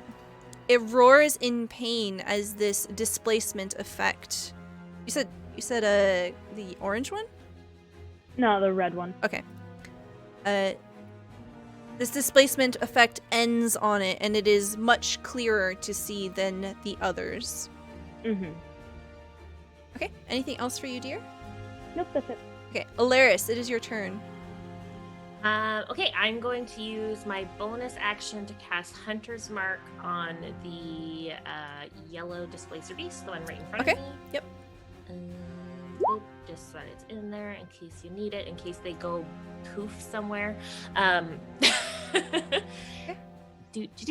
then I am going to attack it twice with my new fancy short sword.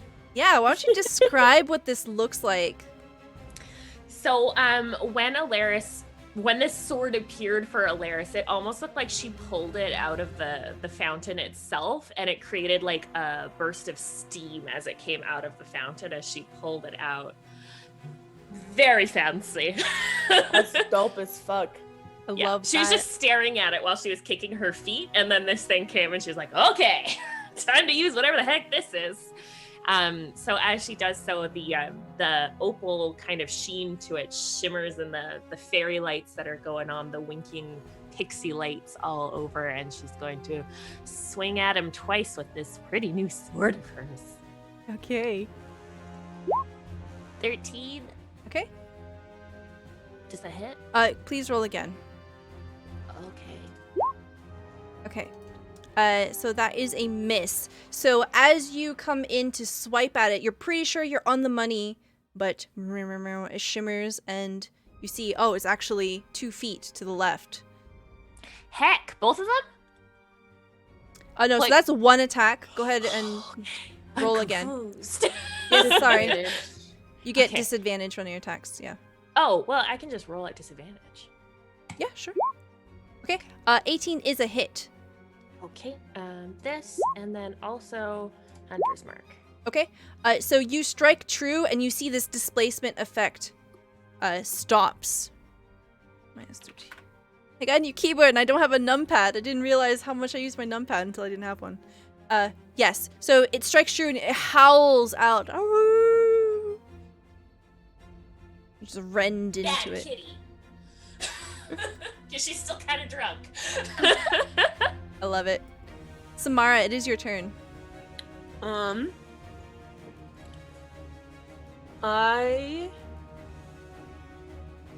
going to cast Bane at first level. Okay. So they need to make charisma saving throws. If they fail, then they have to roll a d4 whenever they attack and minus that from their attack. Okay. So this is for up to 3 creatures of your choice. So I'm going to do it on all 3 of them. Okay. Charisma. So we'll start with orange, red, and then yellow. Orange, red, yellow. Okay. They all fail. They all fail. All right. So tell me what this Bane spell looks like.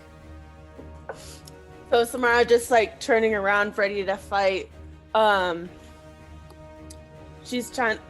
Pretty much, she's just gonna like lift up her hands slightly from her sides, and then like the black tendrils are gonna go around them like shackles. Oh, I love it.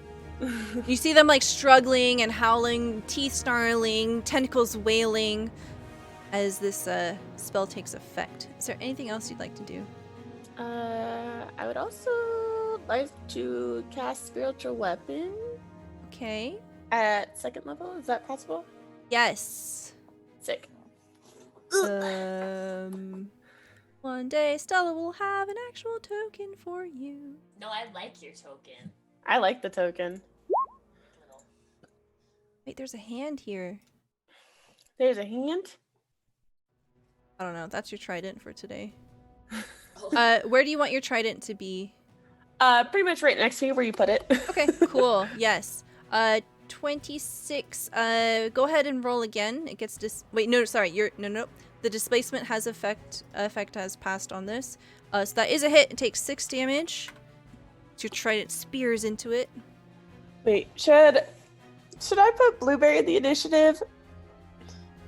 Pocket Blueberry. Huh? Don't tell her. Do you want Blueberry to get chomped? So my rule for non-combative. So if you want Blueberry to get in, there is a chance of Blueberry getting hurt.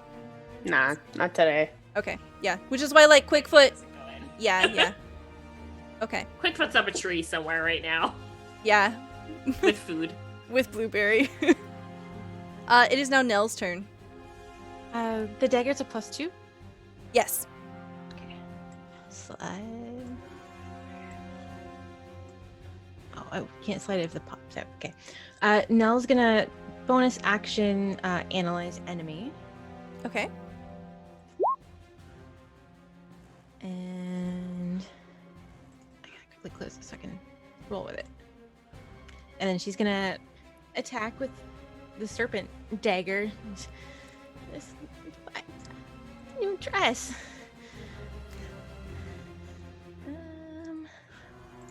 Character sheet doesn't want to load now. New dagger who dis? It's a 9 plus whatever my bonus is. I think it 5. 9 plus 5. 14 is... Oh, sorry. Do it at disadvantage. Wait, which one? The red one? Yes. Okay, that's a hit. Cool. If roll 20 would be nice. And then- Dagger. there we go.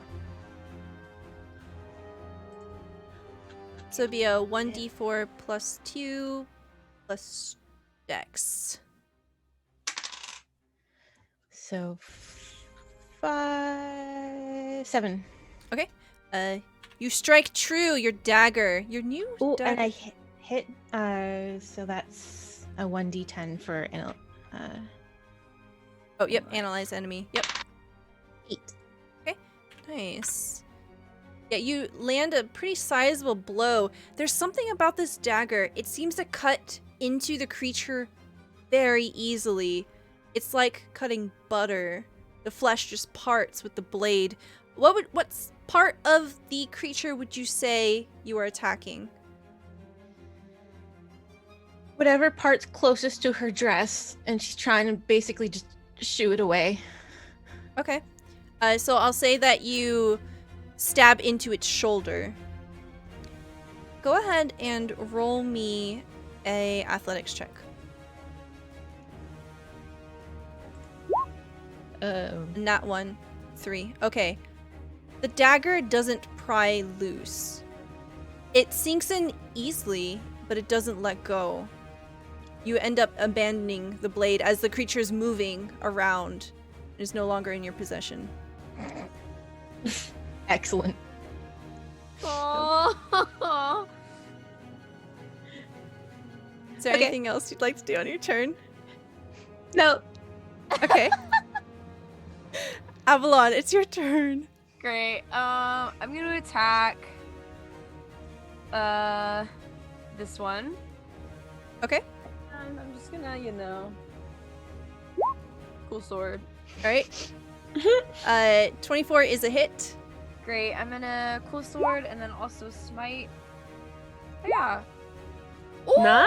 Oh my god, nice. Okay.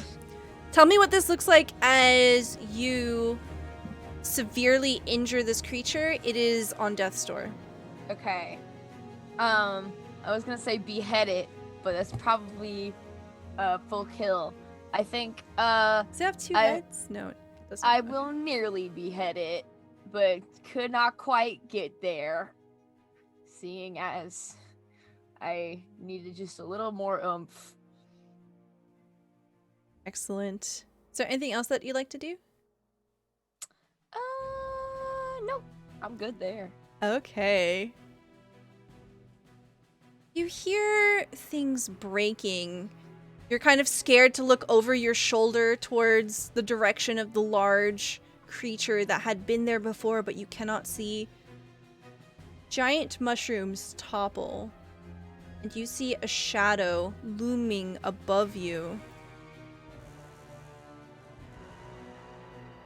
Ah! No. No! It turns its gaze over the group of you. And it says,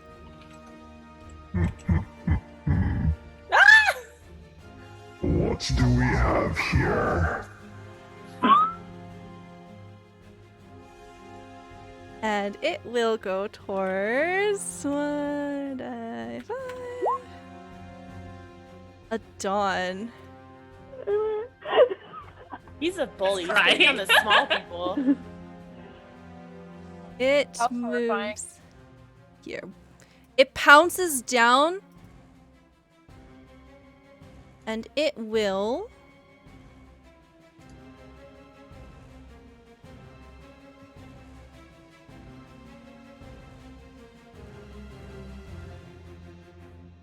do a multi-attack. Tentacle 11, tentacle 22. Yeah, that one hits. Okay. You take 14 damage as it whoosh, smacks into the side of you with one of these massive tentacles. So this does not look like the others. It is massive in size. About the size of an elephant, where the others are more horse-like in size. It is massive. The tentacles are probably...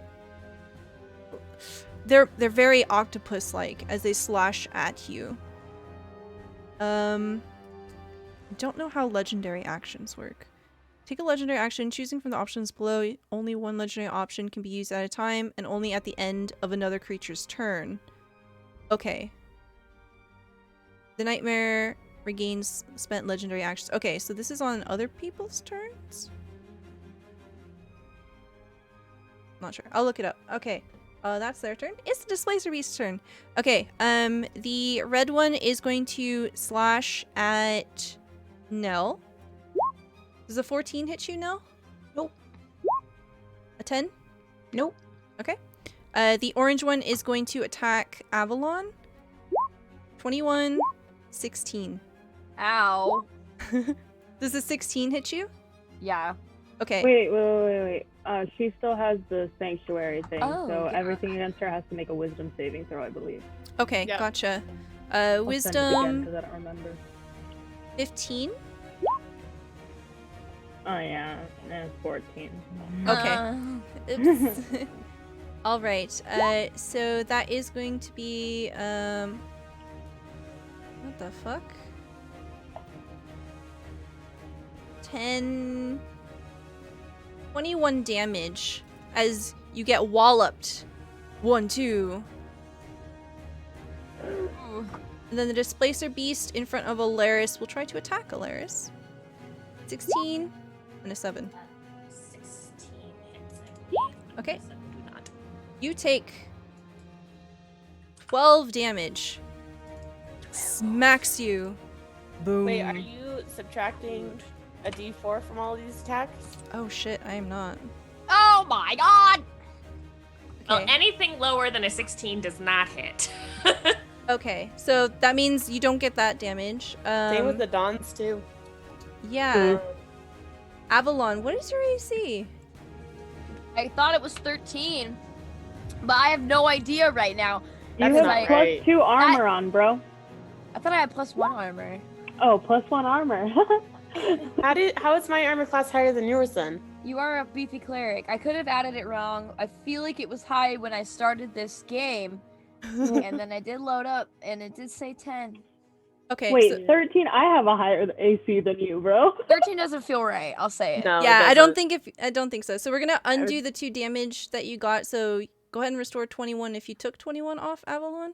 Okay. We'll say that they don't hit, and also Alaris, you also don't take that damage because it doesn't hit because of the Bane. Yeah.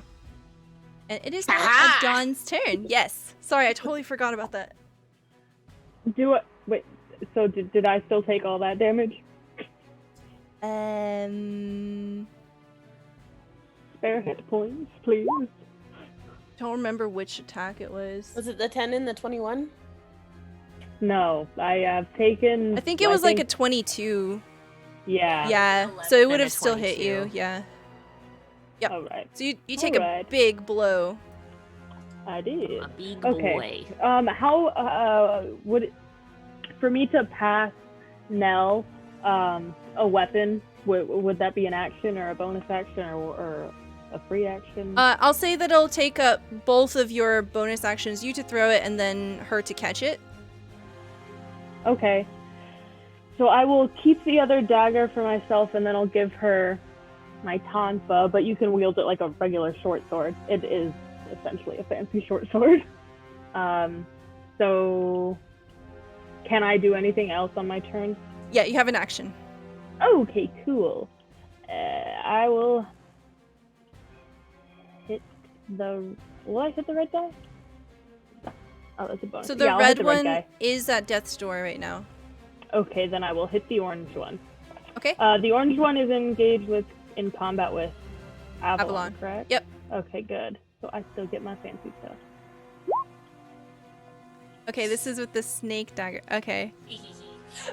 So attacking the orange one. I believe this one is still displaced. Go ahead and roll me another attack. Mm-hmm. This one is uninjured so far. A 15 is a hit. Oh, thank goodness. 7 damage. All right, go ahead and Oh. roll me an athletics check. Okay. My AC Since it- should be 18. Like, what? There we go. Yeah, that okay. sounds a lot better. That was so. Athletics. Don't have great athletics. Okay, 11. All right. Can I use a blessing on that? I'm gonna Yes, use a you can blessing absolutely on use a that. blessing. Go ahead I and need roll a again. weapon. I mean, I can still dig around my bag for my other tonfa, but still. 2. Oh, Okay, my so the short sword's 11. in there.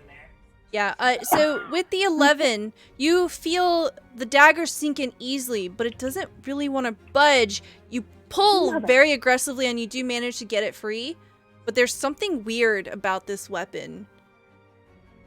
Oh, it's what I got. And you don't really know how to explain it, but as you're holding it, it feels bloodthirsty. You can feel an intent Like coming a from craven it. edge. Hell I yeah. was just gonna say that. Hell yeah. Does it Oh. talk to her? Roll Don't you me- pull that out. Oh, Stella. Hold on. Hold on. Dawn, why don't you roll me a wisdom saving throw? Shit. Okay, 13. No, you don't hear anything. Okay.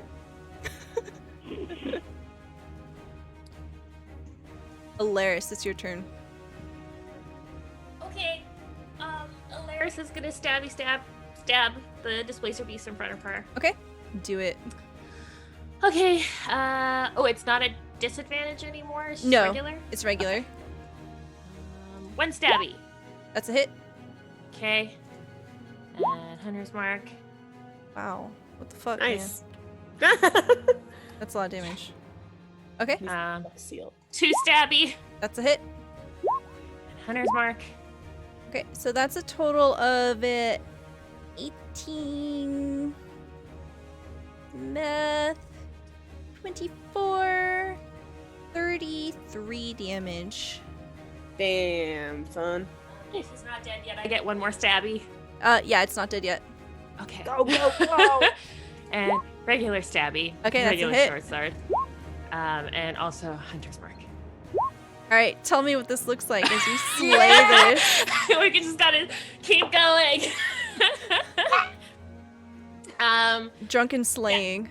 Drunken slay and displacer beast. I think the time she's like freaking out because she knows these are the displacer beasts that were tracking Grot. Because when they went to go find him, this is what we found. 2, for some reason, these displacer beasts keep summoning cool ass weapons that we get to use.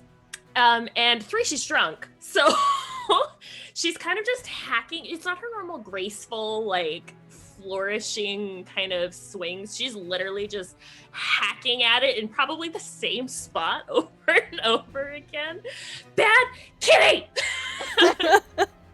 I love it. You do still have movement. How far away is everything? 25. Okay, I am going to scoot over here. Okay. Samara, it is your turn. Fuck, I don't know. So, this one is at Death's Door, the one with red eyes. Okay. The orange one has taken a blow and is no longer displaced either. The large one is uninjured.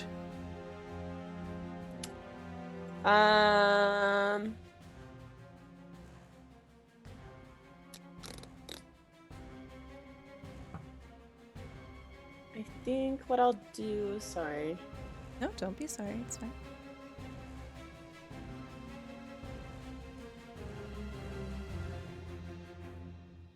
Oh my gosh. What the fuck do I want to do? Do you want to move your spiritual weapon? Yeah, I'll probably move my spiritual weapon. Okay.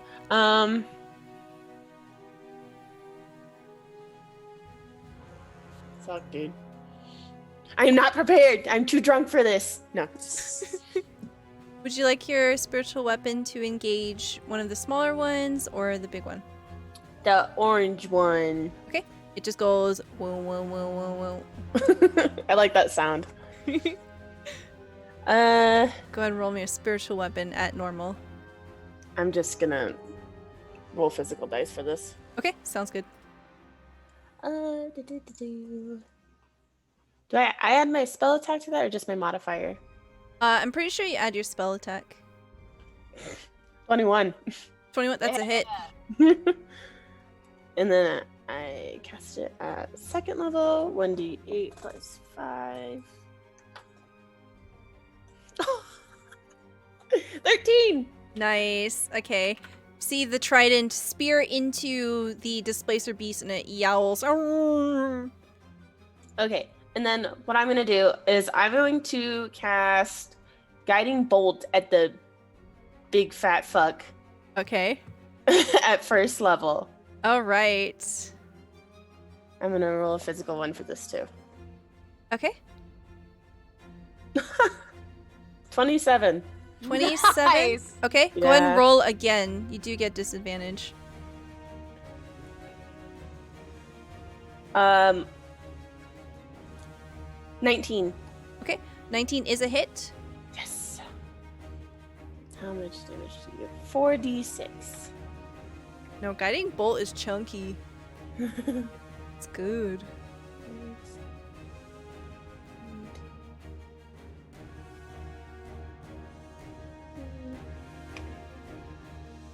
18 points of radiant damage. All right. So what this spell looks like, because it does like have like a outlining kind of something to Yeah. give you advantage. So basically, after, sending out the Bane, she's gonna like throw her hand towards him, and just this huge like ray of like glittering light is gonna just like a sniper him. Yeah, it explodes against him, and you see the shimmering light just outline his whole form. Would Next you attack like? on him has advantage. Would you like to move? I'll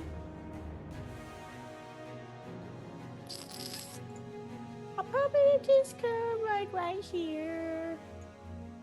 Okay. That's not called that good. Okay, Nell, it is your turn. That was just a regular short sword that was tossed at me. All right. Yep. She's gonna like awkwardly pick it. I'm like, all right. I haven't used one of these since my dad taught me. Okay. She's gonna awkwardly swing. She is proficient though, so that's fine. 11 is a miss. I think I got a Do you want to use a blessing? blessing. Yes, you can use a blessing. Oh. 13 is a hit. Meets beats. Yeah. Get him. 7. Good job. And Alright. my analyze enemy is still active since it's on the same beastie. Nice. EC boys. Oh, 1. Mm. Okay, One, 8 man. points of damage. tell me what this looks like. Yay! It was on Death's Door. She's just like kind of like awkwardly picking up. She's not used to like the weight of a sword. It's been years. So she kind of just awkwardly like thrust up and accidentally nicks it in the artery in the neck. Aw. It just like sprays blood and its head flops and it just But wetly. not on them. Not on the dress, Ruin our right? dresses. No, not on the dress. Not even a speck. It's not on Nels, that's all I'm asking. There's like a splatter everywhere else but where But Nell. Yeah, there's like an outline of your form behind you that doesn't have any blood on the ground. Nice. Would you like to move?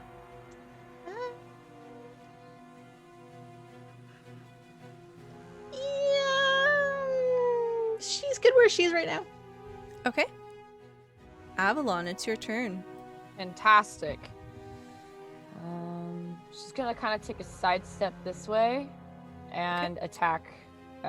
Just to let you know, you will move out of range of. Hold on. That might be a lie. Never mind. It's not a lie. It has a reach of 10, so you're fine. So hold on. Branding Smite's the new one. I'm just gonna put it in Buddy. the chat. Okay. So this is the one we do before, and then I attack, right? Yes. Next time you hit a creature. So you don't actually have to declare this. So you cast it, right? And then it just basically stays. Right. And then you hit. Yeah. Okay. Yep. So yeah, I did that, and now I'm gonna hit it with my cool sword. All right. This one did take damage, so it's not displaced. A 19 is a hit. Fantastic. So we're gonna do the cool sword damage. Also, the branding smite damage on top of this damage. Okay. It's 20 damage. Very nice. Cool. Tell me Yeah, what this that's looks like. I think that it's like a branding smite, and so as the blade digs into its shoulder, it purple streaks of light come off of the wound that she just dealt, and so it kind of glows in that way. All right.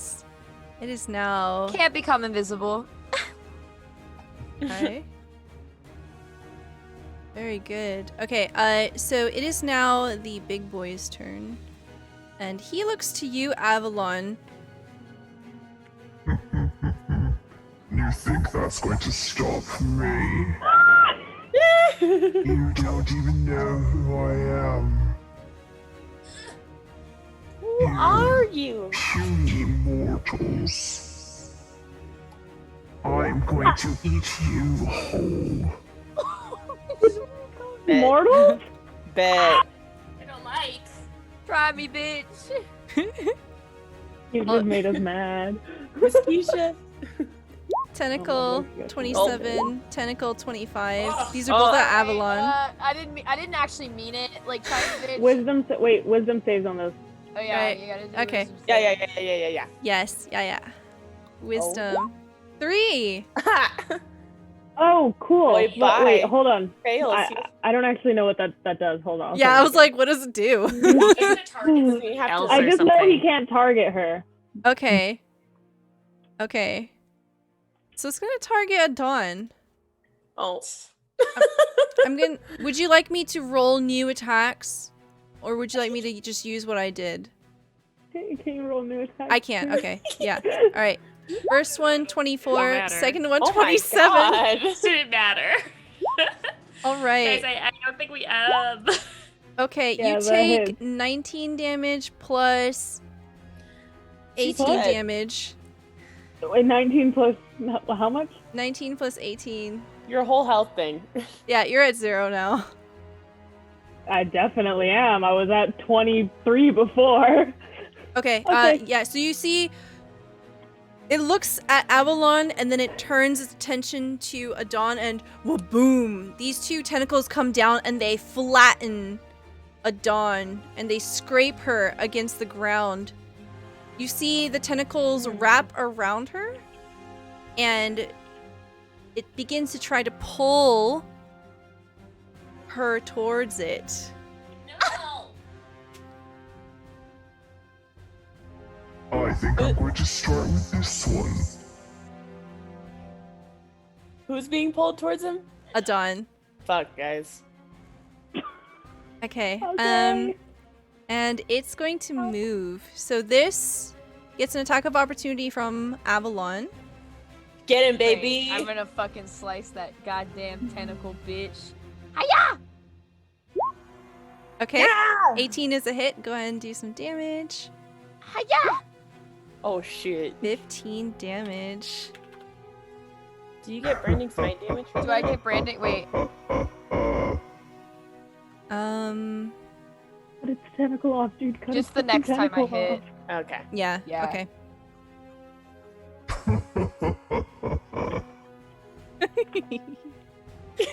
That little giggle after is so good. 5, 10, 15, 20. Oh. That's Fuck, dude. Okay. It is dragging, so this is a half speed. Alright. It is now the Displacer Beast's turn. This one is going to... And it's going Nice. to attempt to attack... 92... Nell. Blomp. That's a nat 1 7. Blomp. That's a nat 1 Oh 7. shit. Damn. Nell, why does this not hit you? These two attacks. she's busy checking to see if blood got on her, so she's kind of like twirling. Oh, that's so cute. Just like whoosh right over your head, whoosh where you were standing. I love it. She's oblivious to this. Adon, you Death better not save? die. Please roll me a death saving throw, Adon. Is that just a d20? If you There's hit a death button save, Yeah. on yours. yeah. Oh, I once can. you- Okay, thank you. Yeah. Okay, 18, Oh. you get 1 success. Thank you. Alaris, it's your turn. Okay, first things first, she's going to move her hunter's mark from the yellow displacer beast to the nightmare Okay. as bonus action. And then here's this orange guy's in the way. Yeah.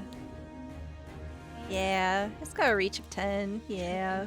15, 20,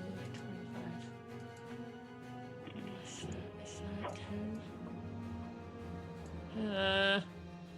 Okay, help 5, 10, 15, 20, 25, 30. Okay, I'm thinking of doing like a loop around a little bit, like here to like here, Okay. Just to let Like you know, down. you are in range Ah, shit. because it has 10-foot reach, so you don't have to really worry about all of that because you either, stay or leave, right?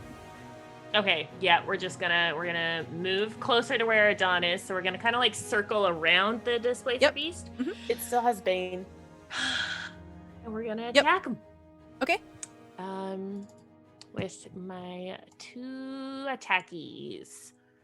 Okay, 1. 25 is a hit. Okay, and 2. 9 damage. And 19's a hit. 12 damage. Okay. This one does look pretty weathered. You can see that it is laboring, it is breathing pretty hard, but it is still in fighting form. Okay, that's all I got. Okay, All the Samara, things. it's your turn. Samara is gonna use her action to move up here, and she's gonna use her hone power to cast blindness, deafness, and she's gonna blind the big fat nightmare. Okay, sounds good. Let me look this up real quick. Blindness. Constitution saving throw. Okay. Wow.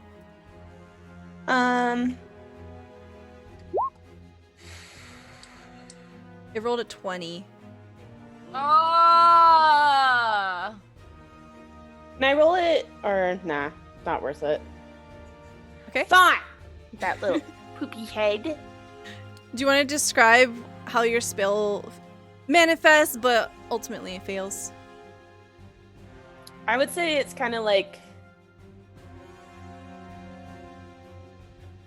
crackling, like black lightning in a way, and then like it's like coming, like crackling in her palms, and it just kind of like fizzles. Mm-hmm.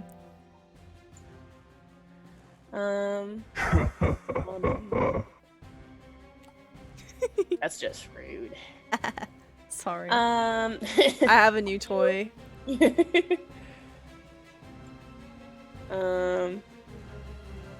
Oh, yes, it can get to it. I'm gonna move my spiritual weapon over to that big fat poo-poo head. Okay. Yep. I'll give him a smack. Smack 'em. 25. That's a hit. Yeehaw, brother. 9 points of damage. All right. Very good.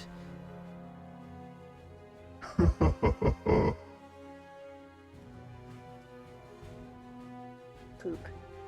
Okay, Nell, it's your turn. All right, she's gonna stop twirling and realize, there's another one right in front of her.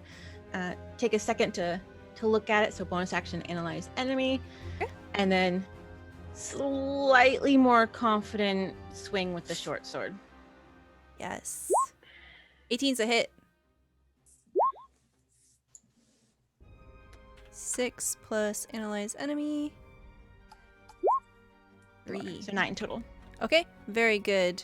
It yowls in pain. Ow. That's it for me. Avalon, it's your turn. Alright, I'm gonna freaking end this whole guy's career.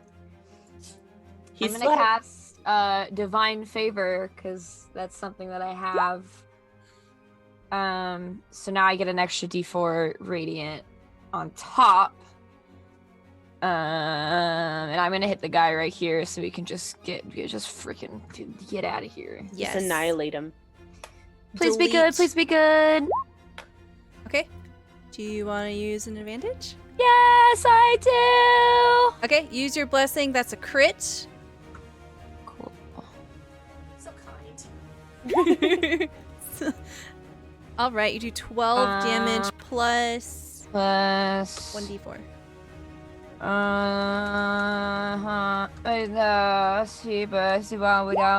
All right. 1. All right. So this is quite impressive. You pretty much bring it to death's door with this blow. Woo. All right.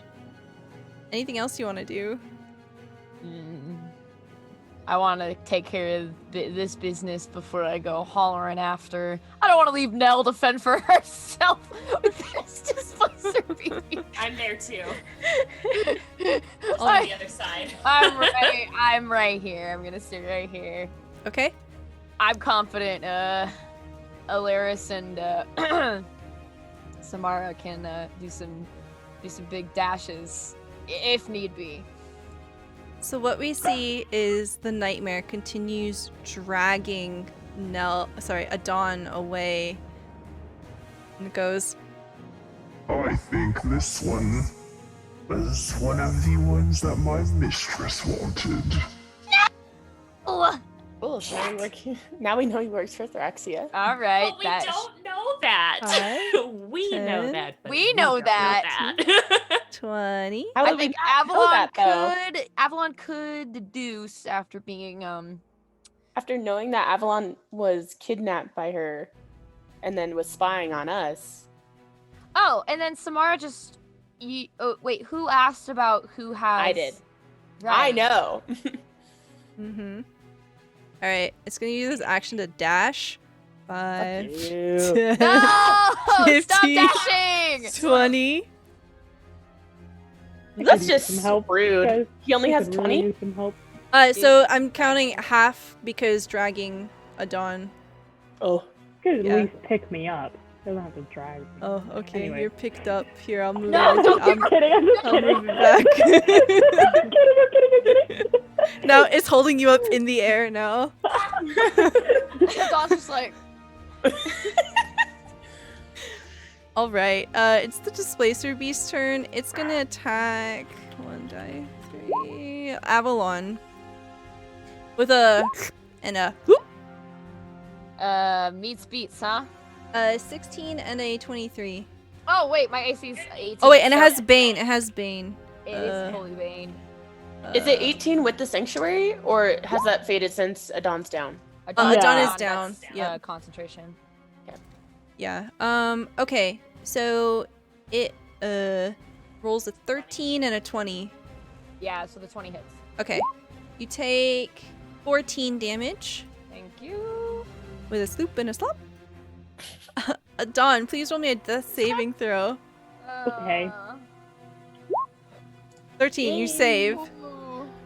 Okay. Alaris, it's your turn.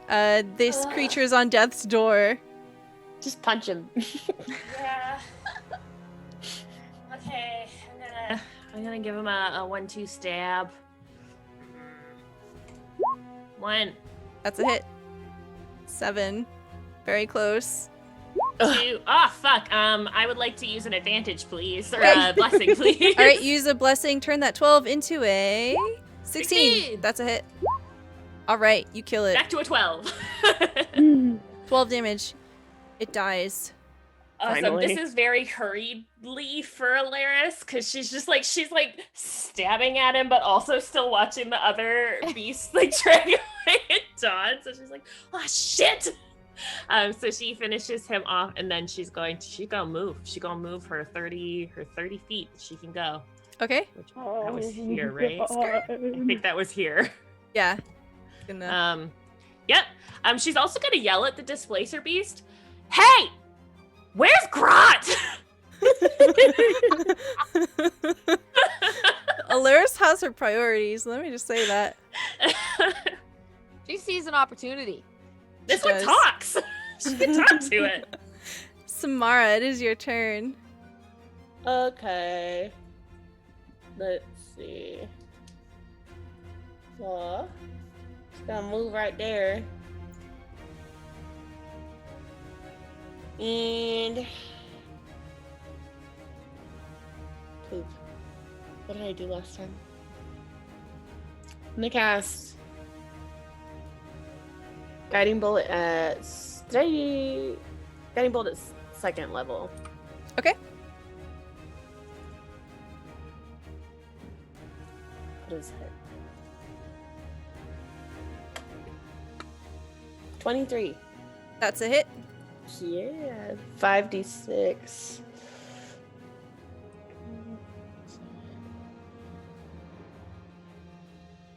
Mm.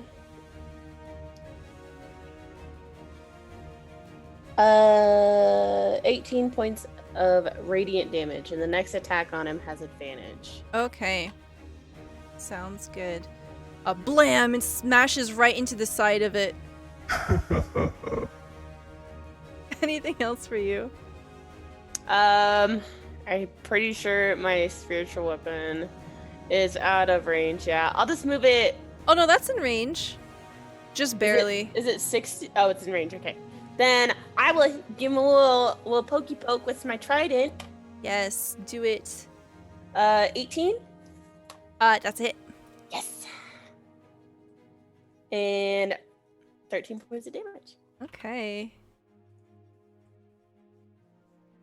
You see this creature before your eyes begins to shimmer. And it seems to weaken, but it doesn't seem completely whole anymore. Nell, it's your turn. She's just gonna scurry up to there, and so she's doing dash and analyze enemy. Sounds good. And that's it. Avalon, it's your turn.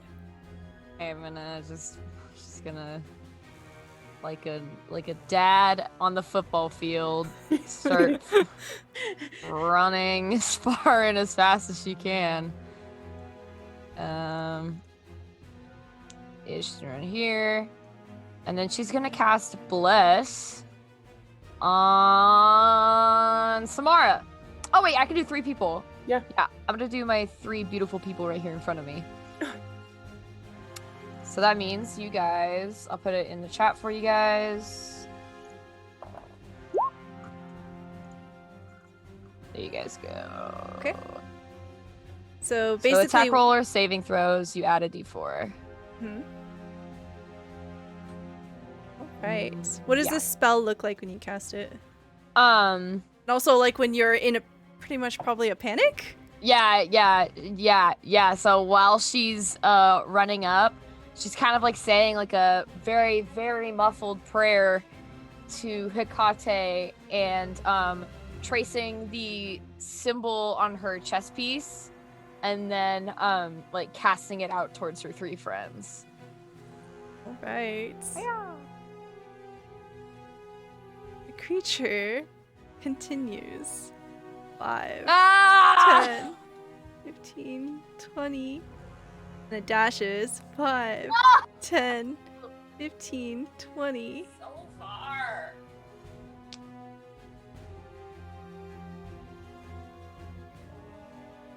Ludus, thank you so much for the donation. Whoever was drunk still alive. Okay. We have another draw from the deck of many. Whoever was drunk is still alive. Alaris? Wait, Laris who- or Samara. They were Did both anyone drunk. not get a draw today? Just Nell. Way to call me out there. Like, I didn't want it. All right. Nell, you were drunk. Well, yeah, she was Yeah. Off the truffles. Where did my alcoholic cards go? chocolate. Yeah, Uh-huh. You're alive. sure am. Tell me when to stop. You're like, I hope it stays that way. Stop. Okay, hold on.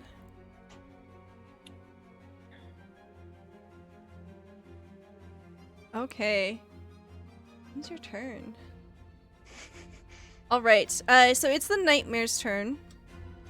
And as it is loping away with your friend in tow, it looks back over its shoulder to Nell, and those golden eyes pierce you.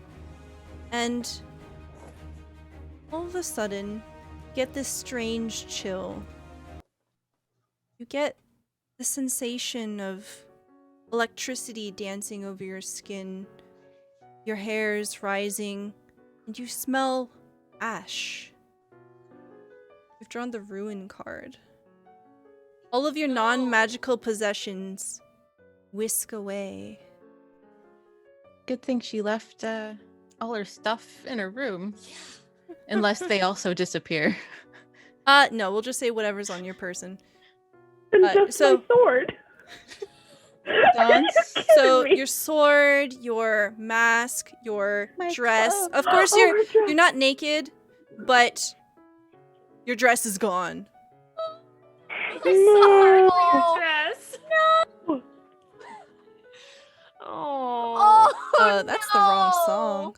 Wow, I played the ball song for that. I'm sorry. I know. I was excited. I literally was like, okay, this is good music. I'm But sorry. it's fitting. It's fitting. The ball, her dress. This was the song that was supposed to play. Oh, the one thing Nell was like, man, I hope I get this after this ball. Right? And what we She's- see. So go ahead. She was like, because I get like, she was obviously like running is what like in the turn. She kind of like just stops as like everything just kind of floats off her, and she's like, "Is it midnight? Was it really only so long?" It's really sad. And Quite as cold in here. the party trails after this giant beast, it winks away. Don't worry, I will be back. And that's where we're gonna end our session, as it disappears with a God. dawn. Oh. Thank you so much, everyone, for being here. I really appreciate it. Thank you so much for all of your contributions to the cause for Advancement Project. Really appreciate all of the support there. So we will be back tomorrow with completely different cast. We're going to be doing our 10-hour marathon starting at 2 p.m. Eastern Time, and that is going to be continuing this charity support for Advancement Project. Yeah, that was a lot of stuff happened. We're gonna go ahead and go around and do some outros, and you know, we're gonna start with the Lady May. I'm May. I can be found on the internets, mostly posting pictures of cats and dice.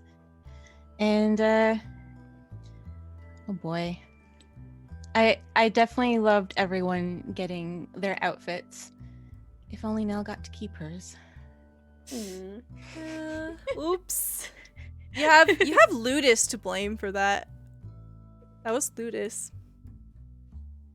Just kidding. Thank you so much for your thank you so much. It's totally worth the cause, right? Mm-hmm. Let's fight systemic racism. Thank you so much. Yeah, tell everyone where we can find you, what you are up to. Lady May. Sorry, I just like. Sorry, I know a lot of Just shit like, happened.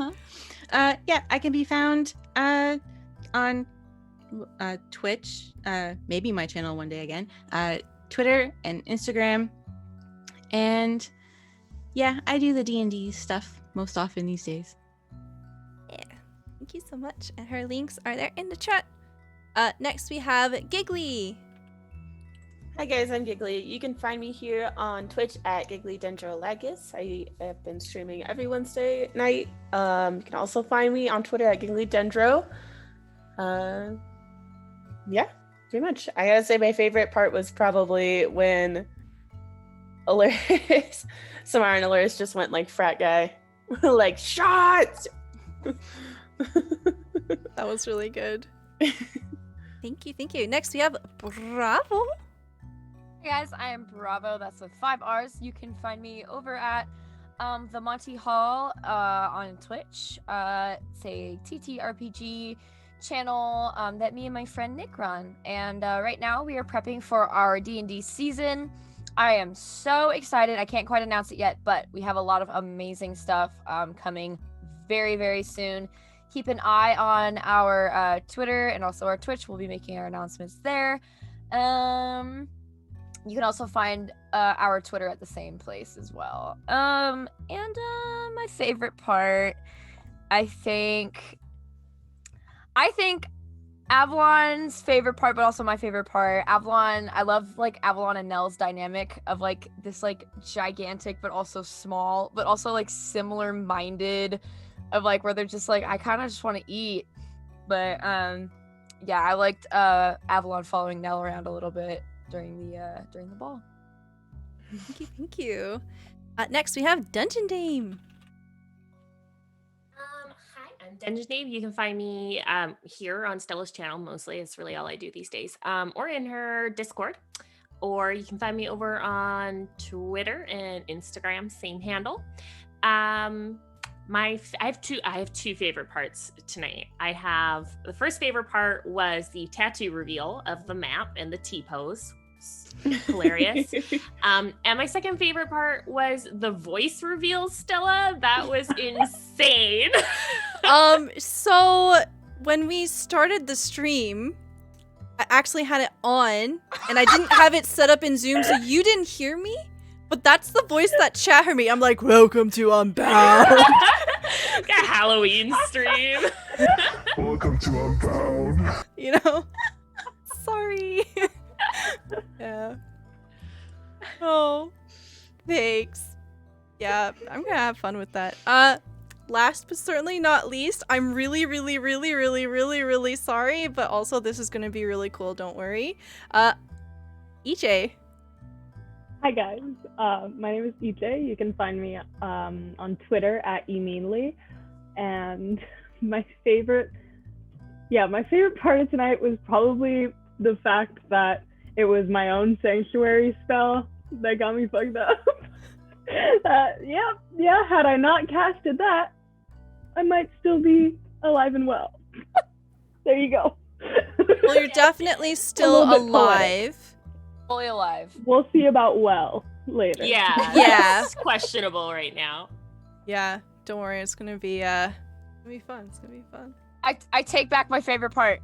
I take it back. I think my second favorite part, I just remembered it, was when we were converting Nell to the Church of Hecate. I just remembered that part. That was so funny. Classic. Very, very nice. My favorite part was probably just the whole interaction with Calypsa, yeah, and like Alaris, and like we had the drawback and the whole party. Y'all witnessing Alaris like try and get spicy with this dryad, and like everyone's just like, whatever. Oh, and then revealing Katla's brand on the weapon. Yes! Yeah. Oh my god. Stella, That was so Some good. moments. Yeah. you're too smart. You're too smart. It hurts. Big brain. Big brain. Big brain. Okay, thank you so much everyone for being here. Please follow all of these lovely people and check out their social media. They are very, very fantastic people, and I am very blessed to have them here on the channel, coming back every Friday. Please do come back Friday next week at 9 p.m. Eastern Time. We are going to be continuing the story, and we're going to find out what happens to Dawn. It's gonna be fine, I promise. Okay, if you say so.